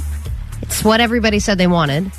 And I was like, we could do all these other things that are more affordable. And they were like, nope, we want to do a spa day. So what does that mean? You went to a hotel? Yeah, it's like one of those things where you go to the hotel and then you buy a treatment and then they let you you use have the whole facilities? Yeah, you can use the sauna, the steam room, the cold plunge. I did my Wait, first. was this for your birthday?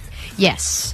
And you did what everybody else wanted to do? Yeah, because I didn't want to. Allie's a sucker. Grade A sucker. Man, Allie, you gotta Grade A start sucker. kind of like putting yourself first in these situations. No, I don't need to do Nope, that. she won't do that. She should do that because also it's like a big birthday for you, milestone birthday for you. And I don't want to be like, this is what we're doing, and then people don't Why want to not? do it because I want Well, everyone if people to don't enjoy want to do it, themselves. then that's fine. They don't have to join you, but you should do what you enjoy doing. I'm too afraid no one will show up, Omar. Man, That's so sad. That's crazy. That is so sad. I mean, really, it is that you have to do something to try to just get people to go there. I can't have fun knowing that other people didn't want to do that thing. Because I want you know to how make much sure everybody you wants to do resent it, right? You know how angry you are when you're at something, even if it's celebrating a friend, because it was this huge inconvenience financially or otherwise. But then you're not having a good time? No. You I say you're wanted getting to do it. I presented a few options. I said, we could do so. I forget what the other options were now, but they all said we want to do the spa day option. That's all what we want. And I was like, great. So I have no problem doing it. Okay. It was just expensive. It happened to be a place where it's like a lot for one treatment. But anyway, we get into the locker room area, and I kind of realize when we get in there, I'm like, whoa, some of these people have been my friends for decades, and I've never seen them naked. Right. And now I'm in a situation where we are all in the same locker room with friends and family members, and we're all about to get naked. What are we going to do? Anywhere to hide, or was it one of those kind of big, everyone's kind of changing in the same exact spot? Yeah, the locker rooms were all in the same spot. I mean, you could, if you wanted to go to a bathroom or to a shower, but then you're the weird person who's leaving to change. Was your hot sister there? No, I don't. Oh, man. I didn't get didn't get a look at those. Total letdown. I already lost interest in the story, to be honest. I checked my out. hot cousin with beautiful implants. She was there. Good. So anyway, Coco? yes, thank Coco. you. That's right. Shout out Coco. So we decide we're going to go in the sauna first, then the steam room, then we're going to go into the pool. It was going to be like a round robin. No that we just kept doing. bathing suits, just like towels. So I was like, my options are I could just do the robe with nakedness underneath. Mm-hmm. Then I could go swimsuit, but then I'm getting all sweaty in my swimsuit. Or I could go towel with nothing.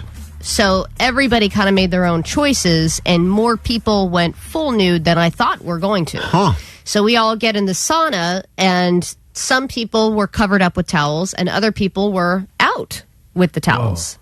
And I was like, okay, we're all friends here, and we're all just boobs out. Then because everyone's friends and chatty, everyone starts complimenting each other's boobs. I was covered in the towel, Did everyone say, Allie, will you wear my towel as well? Like, did they layer you up with their towels? Threw them at me like guys in a locker room. Allie looked like she was cover up your face. A coat rack. I think that pile of towels over there celebrating a birthday today. So they were like, oh, so-and-so, your breasts are, your boobs look so good, and I can't believe they're still so perky now. And then my friend's like, yeah, I always used to do the pencil test, and I always didn't want a pencil to be able to fit under them because then I knew they were still perky, and they were like, well, they just look so good, and your nipples are so perfect. And I was like, hey, you know what? All right, I'm going to whip mine out. Oh, so I lowered the towel. Everyone's getting all free. Everyone's getting all free with the comments. I was like, ooh, compliments coming this way. Hey, Here we go. Towel's boobs are out. That pile of towels a lady. Who knew? So I decided to lower, and then the conversation completely pivoted when I put them out. And I was like, are they trying to move away from my boobs on purpose? Because everyone was in a compliment off with the boobs. Did you do that annoying thing you do where you're like, So anyway, they're all here. The ladies Hello. are here. And then when we got out, it was, okay, now you have to do the switch for the towel to the robe. Right. And then I saw some lower parts as well. Oh, here we go. And I got a little nervous, so I was like, oh man, I don't think I shaved. So I went into the shower. You got and crabs, they have like one of those blue disposable razor things, and I was like, I got to do a quick rundown. Those razors, the ones that they have, they're always like the biggest trash razors. They're like barely one blade. And it's a nice spa. Everything else is like super nice quality. They know if they had good razors, people would steal them, so they just cheap out on them. They don't even want you to use them when they put them out there. And I didn't want to be gone too long because I didn't want people to be like, what is she doing? We're all going into the steam room now. Right. So I just went in and did a really going through the bush of the Madagascar. I need a chainsaw. Shut up! Luckily, the drain had big holes, all right? Oh, God. I just did a really quick rundown, up and down, and then I got out of the shower. You did an emergency shave session on yourself because you were feeling self-conscious that if everyone was going bottoms free, you were going to look unkempt. Yeah. Like a hobo. And I don't want the birthday girl to look like a bushy mess. Were you like how much bush was there? Or because is everybody hardwood floors nowadays? I think yes, Omar. Really? I was looking at it. Everybody's hardwood floors. Everyone's completely bare. Okay. And I choose to go the different route. El natural, yeah. Not completely al natural, but not complete. I think personally that it's weird to be completely like 12-year-old. I always like that warehouse carpet emporium where they just talk about how they have carpet for miles. It's just a little shag, right? Just I get it. Something, hey, you do you. Little hair tousle. It's your choice. So I shave everything. I get out of the shower.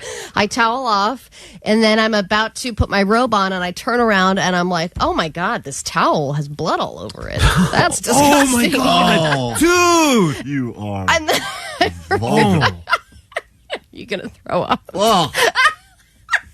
I happen to be a great environment for crabs. Not anymore. And I go, man, I can't believe I just dried myself off with a bloody towel. Yeah, what kind of monster? What kind of monster would bleed all over this towel in the spa? I look at the towel, and then I look down at myself, and I go, oh my God, what have I done with this disposable razor? This was a horrible idea. So then I'm like, I have no choice but to keep dabbing. And then I eventually lotion myself up to the point where I'm now stinging. And then I go into a steam room where it's all exacerbated, and then I just was uncomfortable for the rest of the day. Happy birthday. You really are something. I mean, I get it. I know what your plan was. But was that as relaxing? Hey, this towel looked hot. Oh, God. You should have gone back to that. That was the highlight of your day was you were a pile of towels in the steam room. Well, I had a male masseuse, and he was very happy to see me. Oh, I'm sure. Poor guy probably cut his hands off afterwards. He was gay. Afterwards? Afterwards. That turned him gay?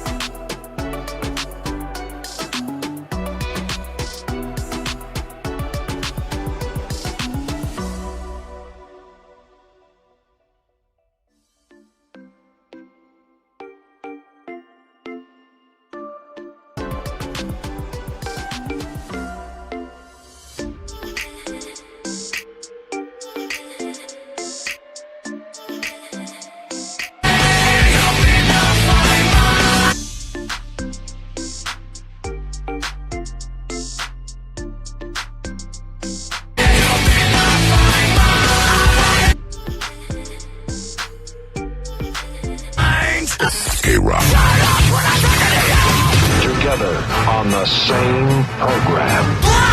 Round 2.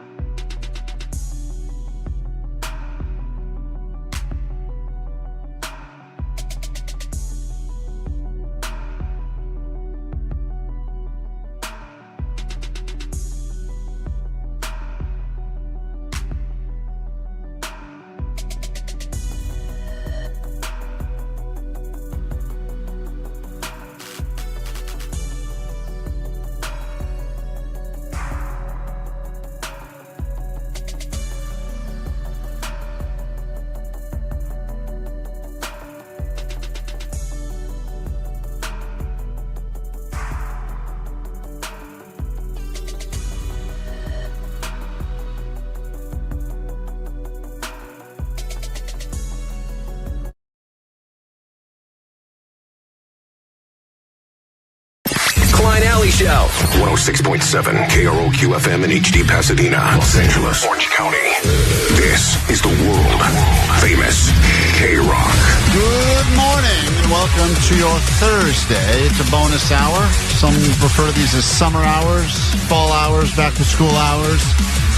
Whatever you damn well please. Today we are here together with you. I just heard 2 songs back to back, both performed by Linkin Park. They will be here for a show this weekend at the Intuit Dome. And you know who else is going to be at that show, Allie? It is Valerie from Ventura. Hello, Valerie. Hi. Hello, Klein. Hi, Allie. Netbangers. Netbangers. Nice. Congratulations. Thank you for listening. Thank you for watching. And thank you for winning. You'll be at some Linkin Park on Saturday. It's a sold-out show, but no problem for you. You're as good as in because you heard 2 Linkin Park songs back-to-back and called us. Hold on, all right? Thank you, Golden. You are welcome. Golden? Who's Golden? Is that a shout-out? Or? You are. You are golden. Stay golden. Oh, we're golden. You know what? Speaking of golden, Allie, we did get a golden idea on the goat line, and I don't know how we didn't think of this first. I'm almost mad that we didn't think of this. It's always too bad when a listener scoops us on one of our own ideas. Listen to this as we are now officially in football season. So, got this great idea. I know we have rock pants, and that's for concerts and rocking out, but we need sports pants. I never thought about this, but why not take my concept of rock pants? Adults that don't want to have to go and use the actual bathroom during a concert. Miss, you're at the Oasis show. You paid a lot of money. You don't want a long show they played for you to go use the bathroom. A lot of those guys love Oasis. They're in their 50s now, right? So give them the rock pants. They can sit there and enjoy the whole show. They're not wearing a lame diaper. They're wearing cool rock pants. But yeah, why could we not take the same technology and apply it to sporting events? By the same technology, you mean the same diaper. Yeah, but you brand it differently as sports pants. Why would you need one for a sporting event? Jake? Well, there's halftime. There's halftime, there's quarters, there's timeouts. Yeah, but then the bathrooms are chaos. So you sit in your seats the whole time. Or if you're on your couch at home watching Red Zone, there's a good example right there. You need Red Zone pants. Red Zone pants. Yeah, Red Zone pants. I mean, you're watching constant action, nonstop. You need these. This guy said it. Don't yell at me. Type of pants where you wear for your sports. It's in the name. Football season, you got footballs on it. Basketball season, you got basketballs on it. We're missing an entire line here. He's right. Imagine all the people that will line up. You can sit there and watch football all day, not get up once.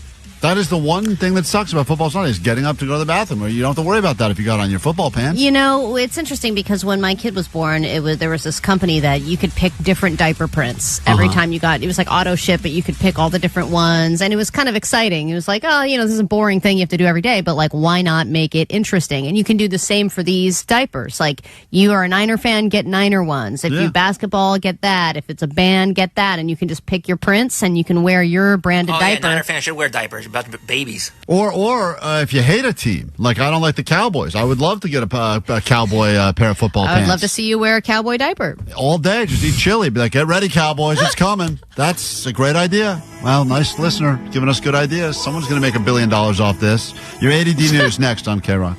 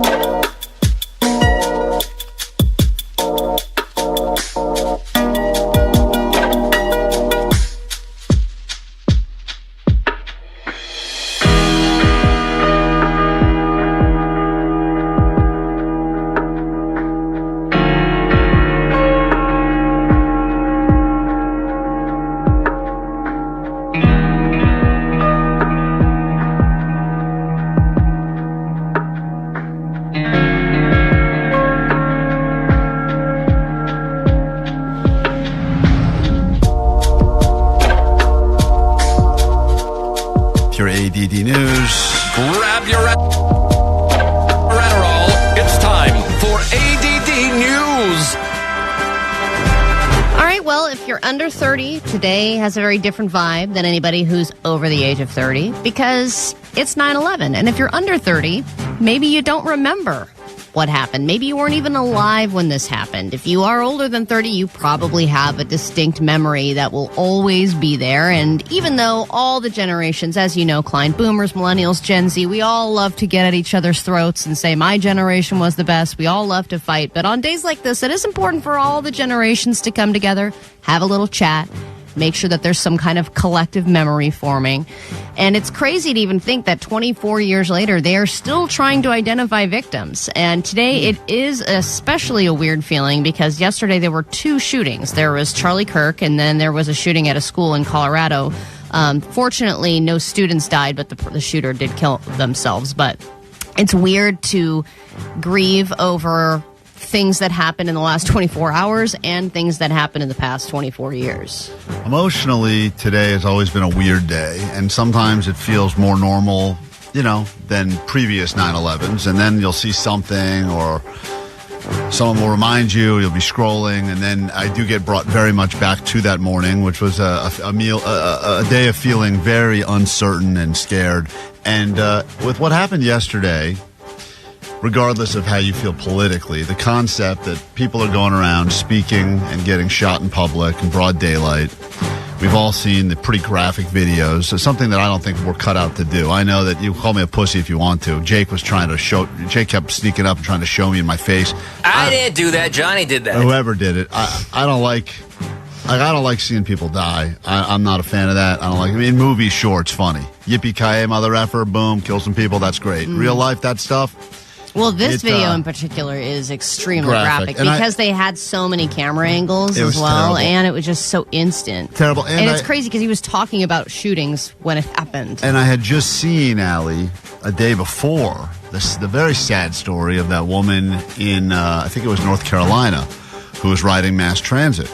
And she was just got on a bus, got on a train to go home, and a guy behind her, just some crazy guy, just took out a pocket knife and just stabbed her to death. Oh, my God. No one on the train did anything.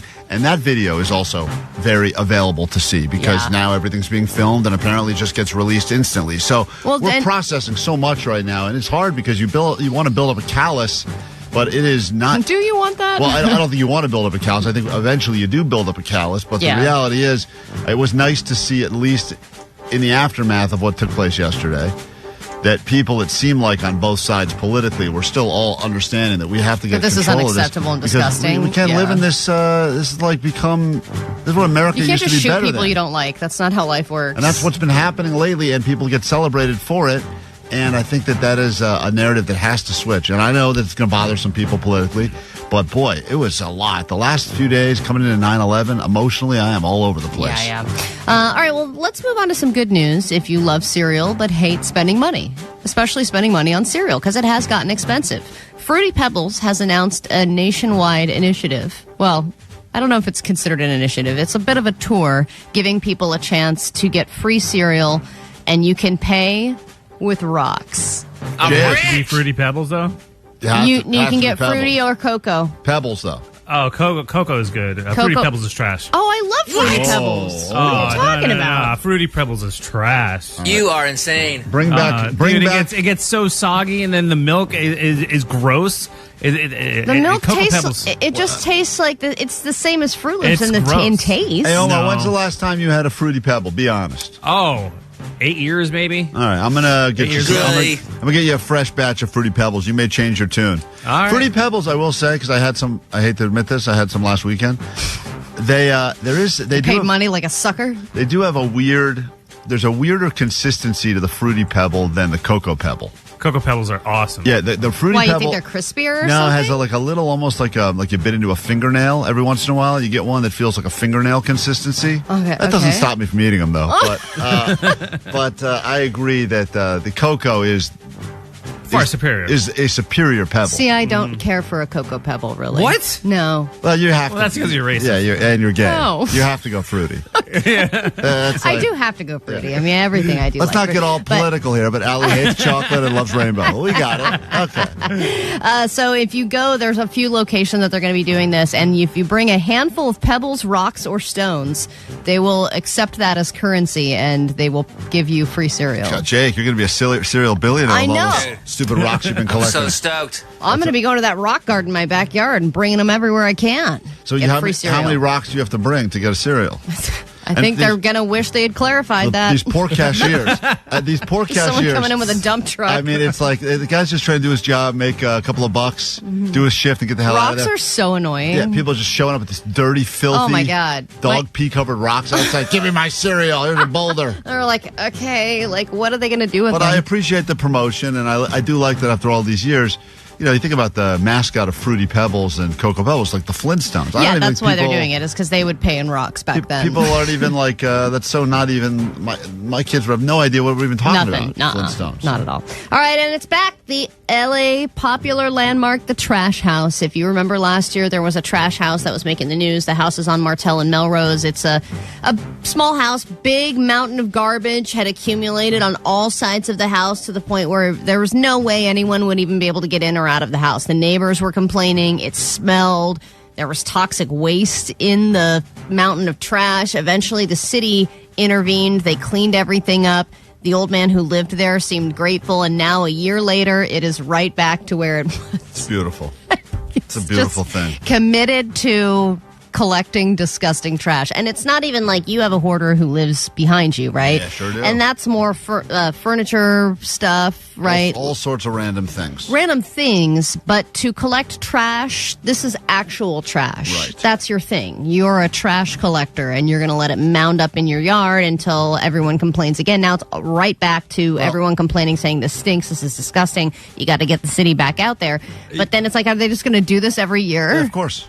Yeah, I originally thought that this was just his own trash, but I didn't know that he was going out and collecting other people's trash and bringing it to his you yard. have to. What the hell is he? It's crazy. He's seeking out trash. In some ways, though, he's cleaning up, Southern California's got a lot of garbage, so if he's going around doing a good thing. He's creating a landfill. He's just bringing it all to his own place. But I've seen enough episodes of Hoarders, Hoarders Extreme, Hoarders 2, Electric Boogaloo. I've seen enough of those to know that, for the most part, when they leave and then they do a check-in 6 months later, it's almost always back to chaos. Well, yeah, because that's a deep-seated way of life, right? They can't just shake that. I wonder if the neighbors, though, at first are like, they're like, oh, cool, my trash got taken out before the trash people even came. Like the bins are just empty.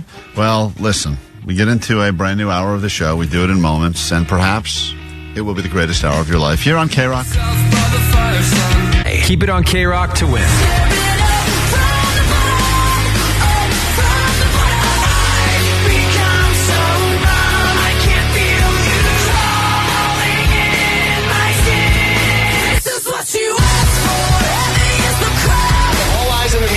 This week have been on Linkin Park. Just thank KROQ so much for playing the music and helping us get our start.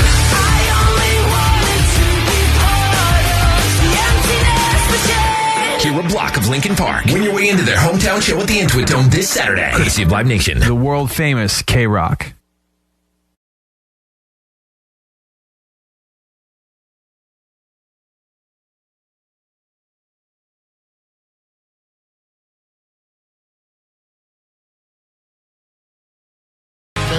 Klein Alley Show. If you're on the phones now, we can't wait to talk to you at 800-520-1067. Call somebody else and play with them, jackass.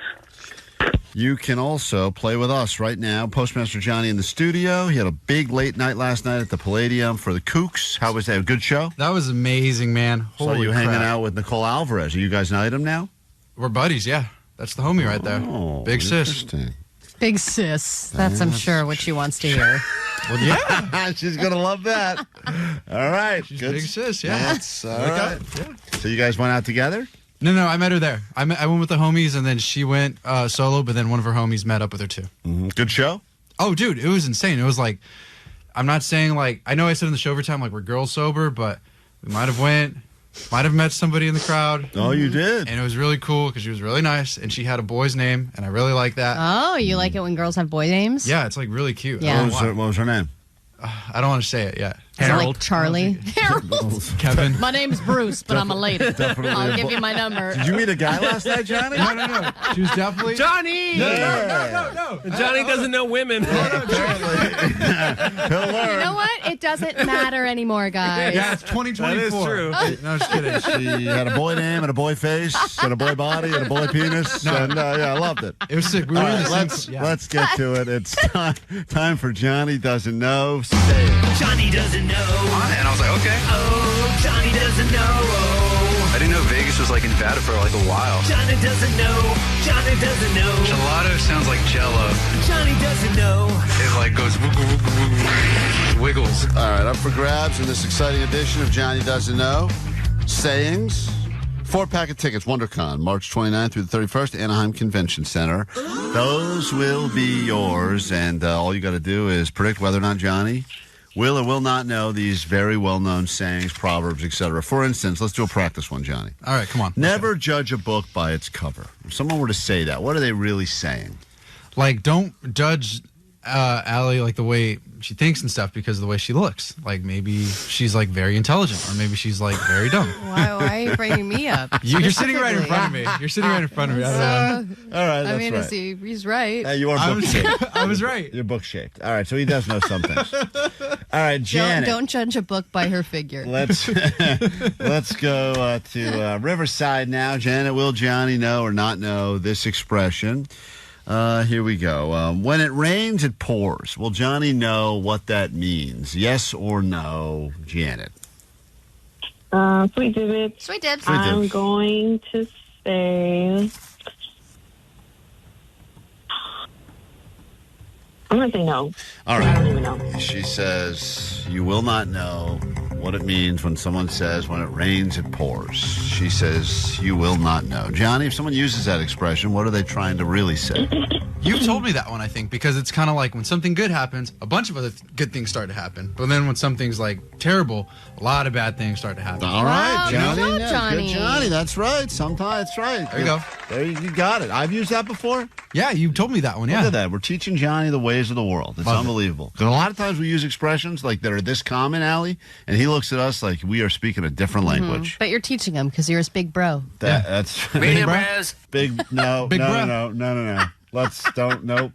Dan Pico Rivera, welcome to KROQ this morning. How goes it? It goes well. How you guys doing? Good. Johnny doesn't know expressions. Will Johnny know this expression? Don't bite the hand that feeds you. Will Johnny know what that means? Yes or no? I'm going to say yes. Wow. Confidence. He doesn't look in his face right now, but go ahead, Johnny. Wait. I'm still pondering really quick because it can mean two things. Don't bite the hand that feeds, like something that gives you a lot or something very detrimental to you. Don't take too much of it. And don't try to betray it or don't try to overstay your welcome with it. You know what I mean? No. Like, I'm with Allie. I have no idea what you mean. You know what I mean? It's kind of like when you're giving something that's like, or you're receiving something that's very amazing. Don't try to take too much of it, and don't try to like, you know what I mean? Like, don't do it too much. You know what I mean? You understand what I mean? Yeah, Don't bite the hand that feeds. You said it means two things, maybe. Yeah, it was that one. So or what's the other one? Well, the other one is like also like don't like overdo it. Like if somebody like don't try to steal from your work and stuff, you know, because your work gives you so much or something like that, you know, because they pay you to be there. Oh, don't. I see. You know what I mean? Because No. your work, I think I'm understanding a little bit. Translate, please. Break it down for me, please. He's Go. saying that if you work at a place and they're paying you, don't steal from work because they're giving you stuff. You know what, Johnny? Yes. I'm going to give you that credit. is- That yeah. is right. Yeah, that's The right. first one was completely Yeah, okay. asinine, but the second part right. made a little more sense. Dan got his right. He predicted correctly. Johnny, you know way more expressions than we gave you credit for. I'm Oh, shocked. wow. But I wonder how many he's learned just being in this building. All of them. A ton, Every, yeah. every Yeah. single one of them, Alan, Yes. somehow. Because he talks to Jim, who's like 75, and this Right. is like how he talks. Yeah. Dustin, how goes it? Hey, how are you? All right. You hear me? Well, yeah, we got you. Will Johnny know this expression? You can't have your cake and eat it too. Will Johnny know what that means? Yes and or no? It's Johnny doesn't know expressions. I gotta go with the no for Johnny. All right, Johnny, this guy's lost faith in you, even though you've gotten everything right so far. You can't have your cake and eat it too. Why would someone say that? What are they really saying? Well, I know this one because one of my exes said this to me one time, and she was just like, "You can't have your cake and eat it too." And I was really mad at that because I didn't know what that meant, but I knew it was bad. But it really was kind of like it's saying like, Did you tell her that? well, no, I just kind of gave her one of those looks where I I don't know was, what that means, but it feels bad. I asked her, yeah. You had an ex that said this to you. Yeah, because she was getting upset because she's like, you think you could have everything like all good at once and stuff, but you can't. And I was like, I gave her one of those looks like, Huh. you know, I was like, what the hell does that mean? Right. But I knew it was bad though. So yeah, it's so, bad. So what is Yeah, it? but that's not the You're answer. not It's giving us the bad. answer. You can't have your cake and eat it too. You can't, like I just said, like you can't have everything your way that you want it to and enjoy it because it's not going to work like that.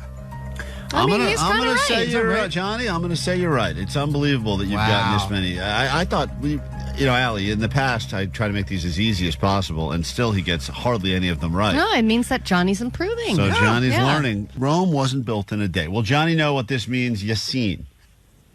I think he's going to know. All right. I got faith in him. Everyone's got faith in you. No one has ever had this much faith in you ever. Johnny, Rome was not built in a day. Well, Yaniv, you played yourself because I don't know what this one means. I don't know. Wait, let me think. Rome. Yep. Is in which country? Italy. There you go. All right, there we go. Sound it out. Borata. I don't know. It was built in a day. I don't know. Wasn't built in a day. Oh, it wasn't built in a day. So it takes a minute to kind of build it. So you kind of got to like chill. I don't know. Patience. Is there something about patience? Johnny? Patience. You're the smartest dummy we know. Allie, a lot of people predicted correctly today. We're getting to Gustavo. Gustavo. Congratulations. You're going to go to WonderCon, and hold on because we got some more tickets to give away for that as well. So hang out. We'll pick someone else up off the air. Johnny, congratulations, my friend. Well, thank you. You really can't judge a book by its cover, Allie. Look at that.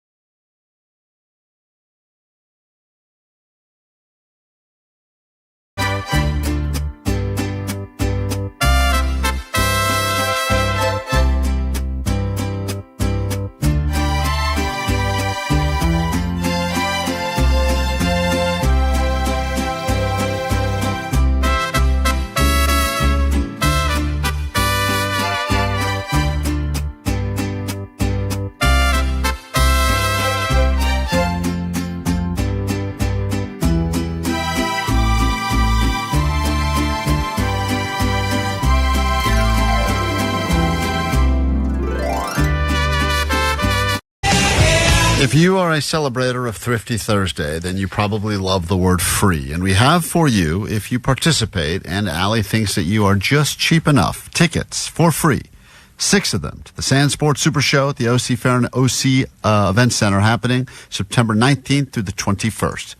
That's right. You will be there for free with 5 other people. 6 tickets up for grabs. Nice. It's time for El Cheapo. It's time to talk to the kingpin of cheap.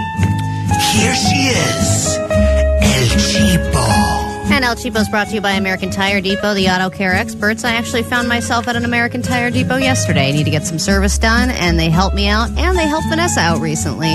So if you want free or discounted stuff, they are the go-to. And today I wanted to talk about successful or unsuccessful haggles. Everyone that is of good financial sound mind knows that a price is just a suggestion. There are ways that you can get around the price. About? If you say, for example, this was something my mother taught me, Klein. If you go to a place like TJ Maxx, Ross, Marshalls, what have you, and you find a shirt that's, say, $15, $20, you immediately start scanning that shirt for imperfections. If there's a thread, if there's a little dot, if there's a little worn area where the seam doesn't seem right, those are all bargaining chips, Klein. Those are all ways that you can get dollar knocked off here, dollar knocked off there. Didn't your mom rip a button off a shirt one time? Ripped it off herself? And then went to the front and said, this shirt's falling apart here. And they go, all right, another 10% off. Well, she once, she was getting a dining room set, and there was a chair that had, like, slight wiggle on the leg. She really unwiggled it more, to make it. Made it real wobbly? Yeah, made it real wobbly so that when the floor person comes over, you're like, hey, I'm really interested in this, but, like, look, yeah, I just don't know because this just seems like it's weird. And then they start knocking $50, $100 off. And when you think about the price negotiations that happen on OfferUp, Craigslist, etc., Facebook Marketplace, these are all tactics that you're going to use to get a better deal on something. And if you're good at it, you can save a lot of money. Listen, used to be just for buying cars. That was where it felt like the real negotiating happened. But now Allie says price tags are just suggestions. Yeah, don't kick the tires, kick the chairs. Kick the windows. This car's got 4 broken windows. Sir, you just kicked them. We saw you. You're holding a sledgehammer. Yeah, well, it can't be full price anymore. You want to sell it to me or some other guy's going to come in So here? I want to know about successful or unsuccessful haggles. And yeah, there are going to be big things like cars, but there's also going to be, say, like a dented can at the supermarket where some grocery items you can get for less money simply because they're damaged. I will say that I was at a Best Buy one time, saw a TV on the wall, said, I love that TV. The guy said, great, let me go get it for you. They didn't have any more in the back. He goes, that's our last TV. It's last year's model, too. And I will let you know, it's been running nonstop for probably a year. Cool. So, it means either it works great or it doesn't have a lot of life left. But the guy originally, this thing was like probably north of $2,000. And he's like, I could probably shave $500 off it for you. I said, $500? This thing may only have a couple days left, dude. He's also like, I don't think I know the remote is anymore for it. And it may have burned in one of the images of those stupid bouncing balls they show you. Because it's been on for so long. And I finally ended up getting the guy to give it to me for $900. Wow. See, aren't you proud of yourself? Not really. But these are things because I couldn't fit it in my car to bring it home. Oh. So. Well. But also, with parking, you have negotiated, right, for parking prices, and all of a sudden that goes from $10 to $20, and you're like, whoa, let's talk about this. A lot of the lots, especially like Hollywood and stuff, they'll do flat, once you hit like 8 p.m., it's like flat $20 for the night. And you know me, I never stay anywhere long. So sometimes I say to these guys, I know you think I'm going to be taking up your spot all night, but here's the thing, you're going to see me again in probably 20 minutes. I got to go and introduce a band. I'm not a stayer. I don't stay places. So I haggle my monster painting. That's true. That's an unsuccessful unsuccessful haggle. Allie wants to hear I got the price lowered. Allie wants to hear your haggles now. On that kid's drawing, he bought it for $20, and it was originally listed for $40. So technically, he talked them down half the price. Still $20 too much, but it was, in his mind, a success. Hello, Angel. We'll start with you. Make our way up and down these phones. It is El Cheapo on KROQ. Go ahead and try to wow her to win yourself some free tickets. What's up? Hey, guys. Sweet Dibbit. Sweet Dips. All right. So I occasionally help my stepdad with plumbing, and this one instance, I had to go to Home Depot to buy a toilet. But the thing is... Oh, you crapped in it first. Smart. Gently used. It's a good idea. There's crap in this toilet. I'll take it, though. I'll take it. But some people are really sticklers for the certain kind they want. And so I had to go find one, and it turned out to be the last one in stock. But the thing is, there was a huge hole, like, right in the corner at the bottom.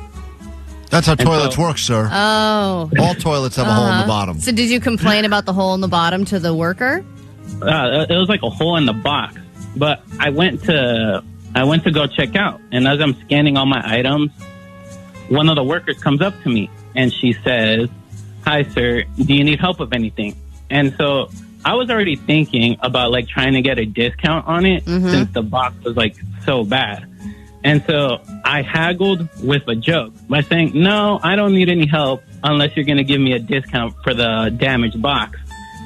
And in my mind, I didn't think it would work, but it turns out it did. And she knocked off 10%, which in terms of this was a solid like $30. Yeah, that's significant. Great. Listen, little joke. You never know. These people, they have the power. These people with the scan guns and the clipboards and the they can do stuff. They have power to do stuff. And yeah. And if they have the power and they don't care about using it, you never know what you maybe get. Save a little bit here, save a little bit there. And I love a box problem. There are damaged boxes, open boxes, and if the box is ruined, even though the item inside is perfect, you can get a lot off just because the box is messed up. But the box is meant to be ruined. That's why it's in a box. Not my problem. If I was working in a store and someone said, "Hey, this box is all dented," I'd say, "All right, you're not buying the box. You're buying what's inside." Yeah, but you're assuming that what's inside is also damaged because of the way the box was treated. Becky, you're on KROQ. It's El Cheapo. Boy, this makes me angry. Yes, go ahead. Good morning, you guys. How are you? Good morning. Fine. So my mother was the queen of haggling. She would go to places like Pick and Save, and she'd wait until it was just the floor model, and then she'd get a store manager, and she would haggle floor model because maybe something's missing, or she did a lot with vacuums. I remember vacuums and, like, couches being the bigger thing. Something was missing, something was scratched, and she'd haggle her way down 10, 15, 20% on stuff. Yeah, and you just have to have the time and the willpower and the eye. I think when you're able to scan an item for imperfections, my mom was always so good at that. She still is. There's a gift to it. I actually knew a guy, it's another Best Buy story, but they would buy things. There was a team deal. One of them would buy it and return it, and then the next guy would come in right as the return happened, and he would be like, "Hey, is that thing, what's going on with that thing?" Right. They go, "Oh, it's just returned." He goes, "Oh, I'll buy it," and they got to give him like some sort of an open box pricing or something. Yeah, it's the best. I wait on the other side of the return line. Right after it's returned, I'll buy it. Whatever they're bringing back. Someone else is returning it. Boom, I'm there. Keep in mind, Allie El Cheapo one time returned a dead plant to Home Depot because it died on her, and one time returned an almost entirely eaten box of crackers to Costco because she didn't like all them crackers. Well, even on Amazon, it says like buy new, and it just you say click to buy. Right underneath that. Yeah. It says other buying options. Right. I know. But there are open box things, there are slightly used things that are just as good and cheaper. Hey, Monica, you're on KROQ. Hi. Hello, good morning. So my item wasn't defective, but my thing was that I was buying a new car, and I went in at 8 in the morning, and then originally they were asking for like a $5,000 down payment, and the car was originally priced at $25,000, but I got them to bring the down payment down to $500. And I ended up paying a total of $22,000. Oh, my God. So how many hours of haggling was that for you? What was the time investment? I was there at 8 in the morning, and I didn't leave maybe till like 3:30 in the afternoon. Oh, my God. That's so many hours of haggling, for the love of Christ. That's a full day of nonstop haggle. Yeah, but they're haggling you, Klein. You got to out-haggle. Oh, Jesus. It's a haggle battle. I mean, look, she moved in the right direction. I'll give her credit, but that is just a full day. 8 a.m. until 3 p.m., breaking down the car $10 at a time? Yeah, but think about how much money she saved. Do you know how much, the people will save in a day, people will work a full day and not make the amount that she saved in that time frame. She saved thousands of dollars. Let me say hi to Angie. Hi, Angie. Good morning.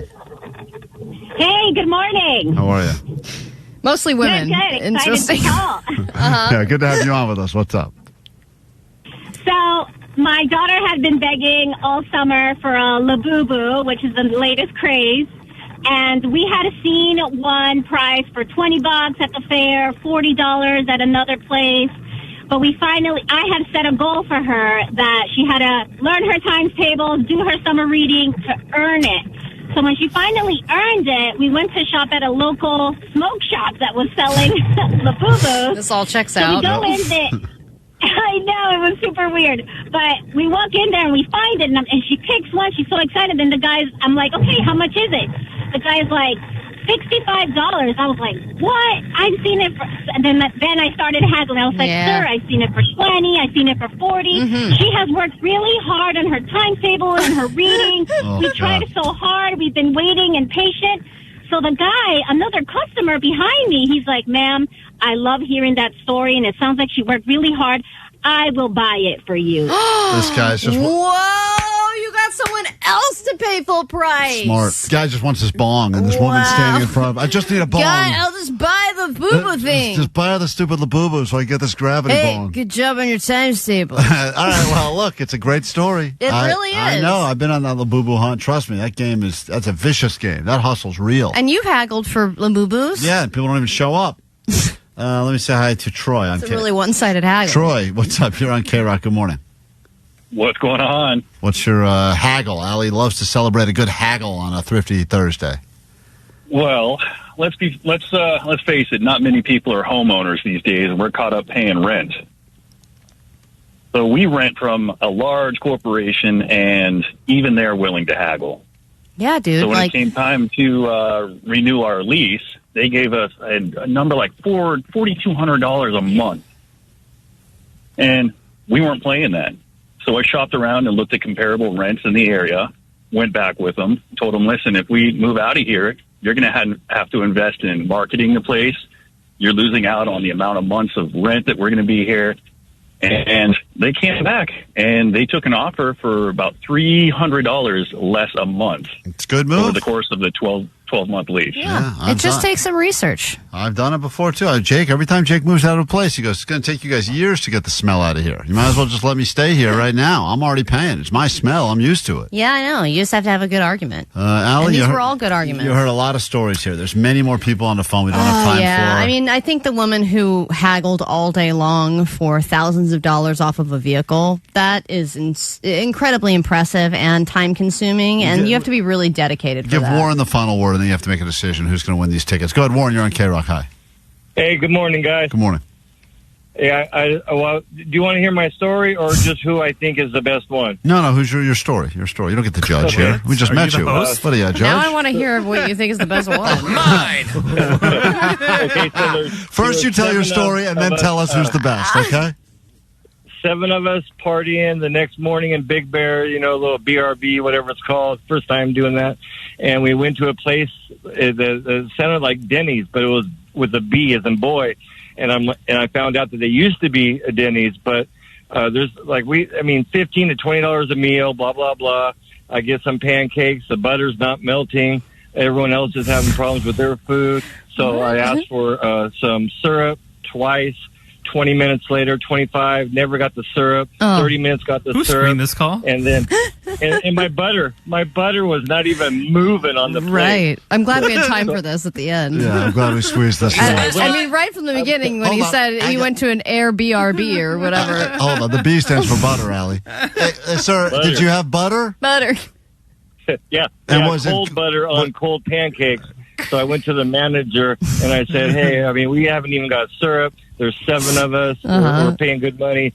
And he's all take care of you. Nothing happened. Another half hour. People got warm food. It was like the 3 bears in the porridge.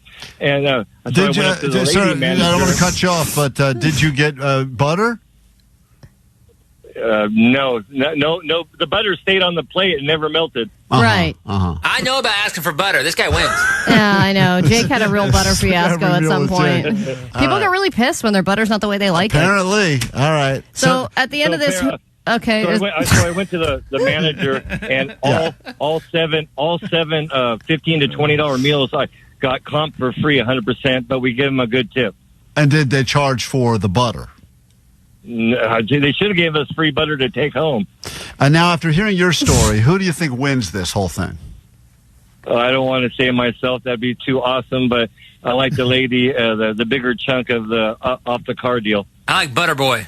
All right, yeah, I think we're going to go with the guy who called about the butter. Is that really who we're going with? No, we couldn't possibly. Congratulations. It's like I don't want to say myself, but you be the judge. We were all judging. Allie, who wins El Cheapo this week? Car lady. Car lady, congratulations. You haggled from Even he voted for her. 8 a.m. until 3:30. You got some Sandsport Super tickets coming your way. Hey, yo, net bangers. You got about 5 seconds to turn that volume all the way up. This one, it's for the fans. Hey, shout out to Ghost here for doing the most. Let's toast this West Coast radio morning show. I don't know if I chose this life or if it chose me. Either way, we going live with Klein and Allie. Yeah, we all down and kick it. If you're feeling lost with your life, well, you found your ticket. We in the chat feeling the vibe, ain't no sound of cricket. Don't even think of blinking twice, cause you're bound to miss it. This is the chance, say it with pride. We are the net bangers. Net bangers. Net bangers. Ha, ha. Net bangers. Net bangers. Net bangers. Ah, ah. Net bangers. Net bangers. Net bangers. Ah, ah. Net bangers. Net bangers. Net bangers. I'm a young Gambie on the MIC.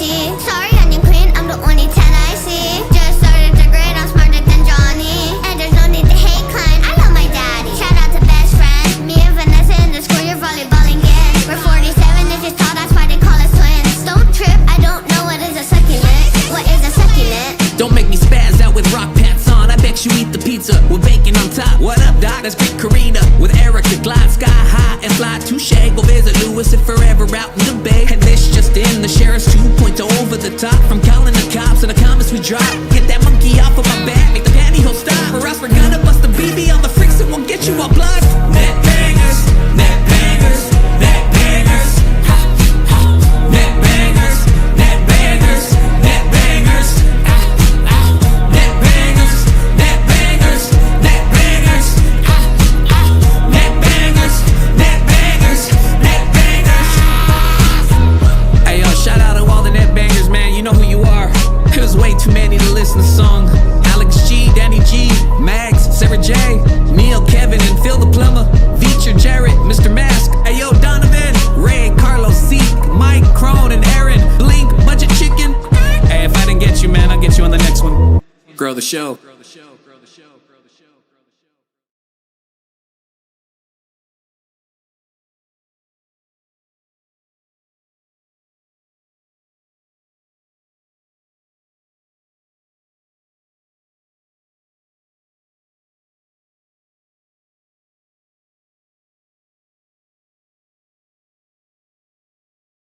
We'll be in here in a few moments. More of those back-to-back blocks of Linkin Park for you to win yourself into the sold-out show on Saturday. And then the great Kevin Ryder. That's right, the Kevin Ryder back on from Kevin and Bean is back on KROQ in the afternoon. So you get your old friend Kevin, and he will have, I'm sure, more of those Linkin Park tickets for you as well. Tomorrow's a Friday show around here, which means you join us nice and early. Take advantage of the $500 Friday. It's a chance to win not one, not two, not three, but $500 of Allie's money right out of the gate. Ooh. There's some Johnny Doesn't Know. I know we have a bunch of stuff to get into on the Friday show tomorrow, and I think we're going to finally talk to the woman who has agreed to meet with the Bud Light bro and take his virginity. So what an exciting show we have planned for you tomorrow. If you're not following us on YouTube, you can do that at KROQ's YouTube. Find us at Klein Alley Show on Instagram, and the GOAT line is open for you right now for your comments, critiques, criticisms, or the rare compliments at 844-956-GOAT. All right, takeaways from today's show. What do we got? 818, my takeaway is game pants is the next $1 million idea. $1 billion idea. A bunch of men wearing their favorite teams on their diaper so they don't have to get off the couch all day. It's genius. 818, my takeaway is Vanessa lost the stand-up with the donut. Yeah, I got the audio to prove it. It was a sad, long day of her versus one donut. The two of them were in the office together, and at any point, one of them could have said, I give up, but this is what ended up happening after many hours. Box of shame. I ate the donut. She ended up caving and eating the donut. She also lost the stand-up with an alarm at Ralph's. Yeah, set off the alarm at Ralph's yesterday. Hey, Vanessa, did you eat the whole donut, or you just tried the donut? Remember, it was only half a donut? Yeah, because I had eaten half of it. Oh. And then I was like, here, take it. And she was like, no. And then we all left, and she was left alone with the donut and ate it. Please stop sending donuts to KROQ. Did you eat the sundae today? I did. Did you eat the whole sundae? No. Oh, yeah, right. Was it good? It was good. Yeah, got Linkin Park Sunday. Check out the Did you eat 99% of the sundae? 98%. That's a lot of that's a lot of sundae. You leave one bite, so you go, I didn't finish it. Didn't finish it. I just can't. I didn't eat the spoon. All the calories in the last bite. That's a good point, Jake. I didn't eat the spoon. That's a good point. All right, what else we got? 626, my takeaway is the butter was cold. Yeah, what a story. 213, Klein is full of misogyny and rage. And 650, my takeaway is you don't want your tattoo artist to have jazz hands. You definitely do not. It's a good one. All right, have a great day. We'll do it tomorrow. Try to do it better. Jake, takeaway? Oh, yeah. Allie's eyes are too close together. Dude, you know what? I don't even think this is true. And people were saying you were being really mean to me. Allie, I'm just telling it how it is. Look it. You got cross-eye thing going. I don't have cross-eye. One big eye. It's not. You're Cyclops. Diclops. That's why we call it that. Omar, takeaway? I don't know when you'll hear back-to-back songs, but when they happen, be calling... Good stuff, Klein. Good stuff. Beep, calling now. You started a beatbox right there in the middle of that. I think I need a software upgrade. Allie, you got a takeaway? My takeaway is you know it's love when someone looks like a girl. Who are you talking to? Because you're looking at me, but you're also looking over there. I'm looking at my camera. Okay, great. I'm looking at my Diclops. All right, bye. Have a great day. Do it tomorrow. Try to do better. Bye. That they feel that that you know they feel that The world famous KROQ. Klein Alley Show. Klein Alley Show.